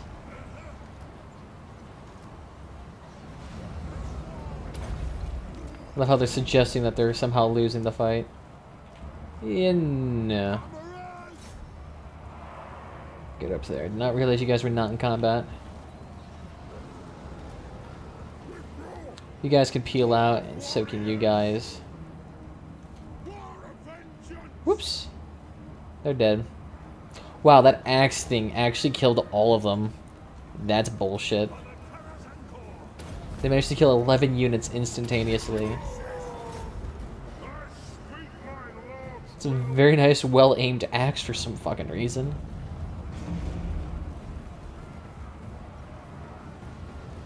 Yeah, and the archers that have spent none of their ammunition are just able to wallop on them. Oh yeah, keep that nice, thick wall of fire up.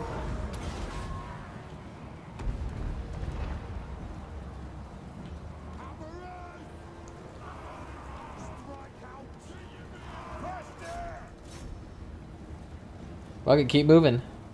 They ain't doing anything. I guess you guys can go ahead and try to see if you can leave.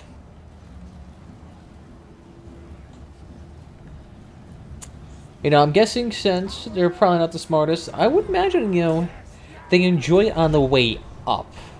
As soon as that, like, feeling of going down is gone, maybe they're probably shitting their pants. Yeah, there's no way they're winning this at this point. I mean, the orcs themselves are being eviscerated. Our entire melee line is gone. Decisive victory. Beautiful. Oh my god. Who did all the damage? Did they all just die on their way out? Because none of these units actually did that many kills. Oh, I guess these two did like close to 200 each. Plus another 350. Yeah, I guess I could see it. Make it bloody. Oh, that's right, and we have to sack. And then we can occupy him. Yeah, sorry for sacking. We kind of had to do it.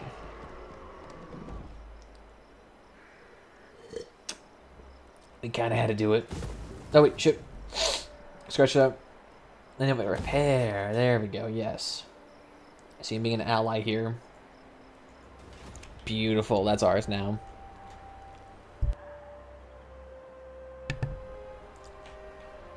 So all we have is Scarsnick.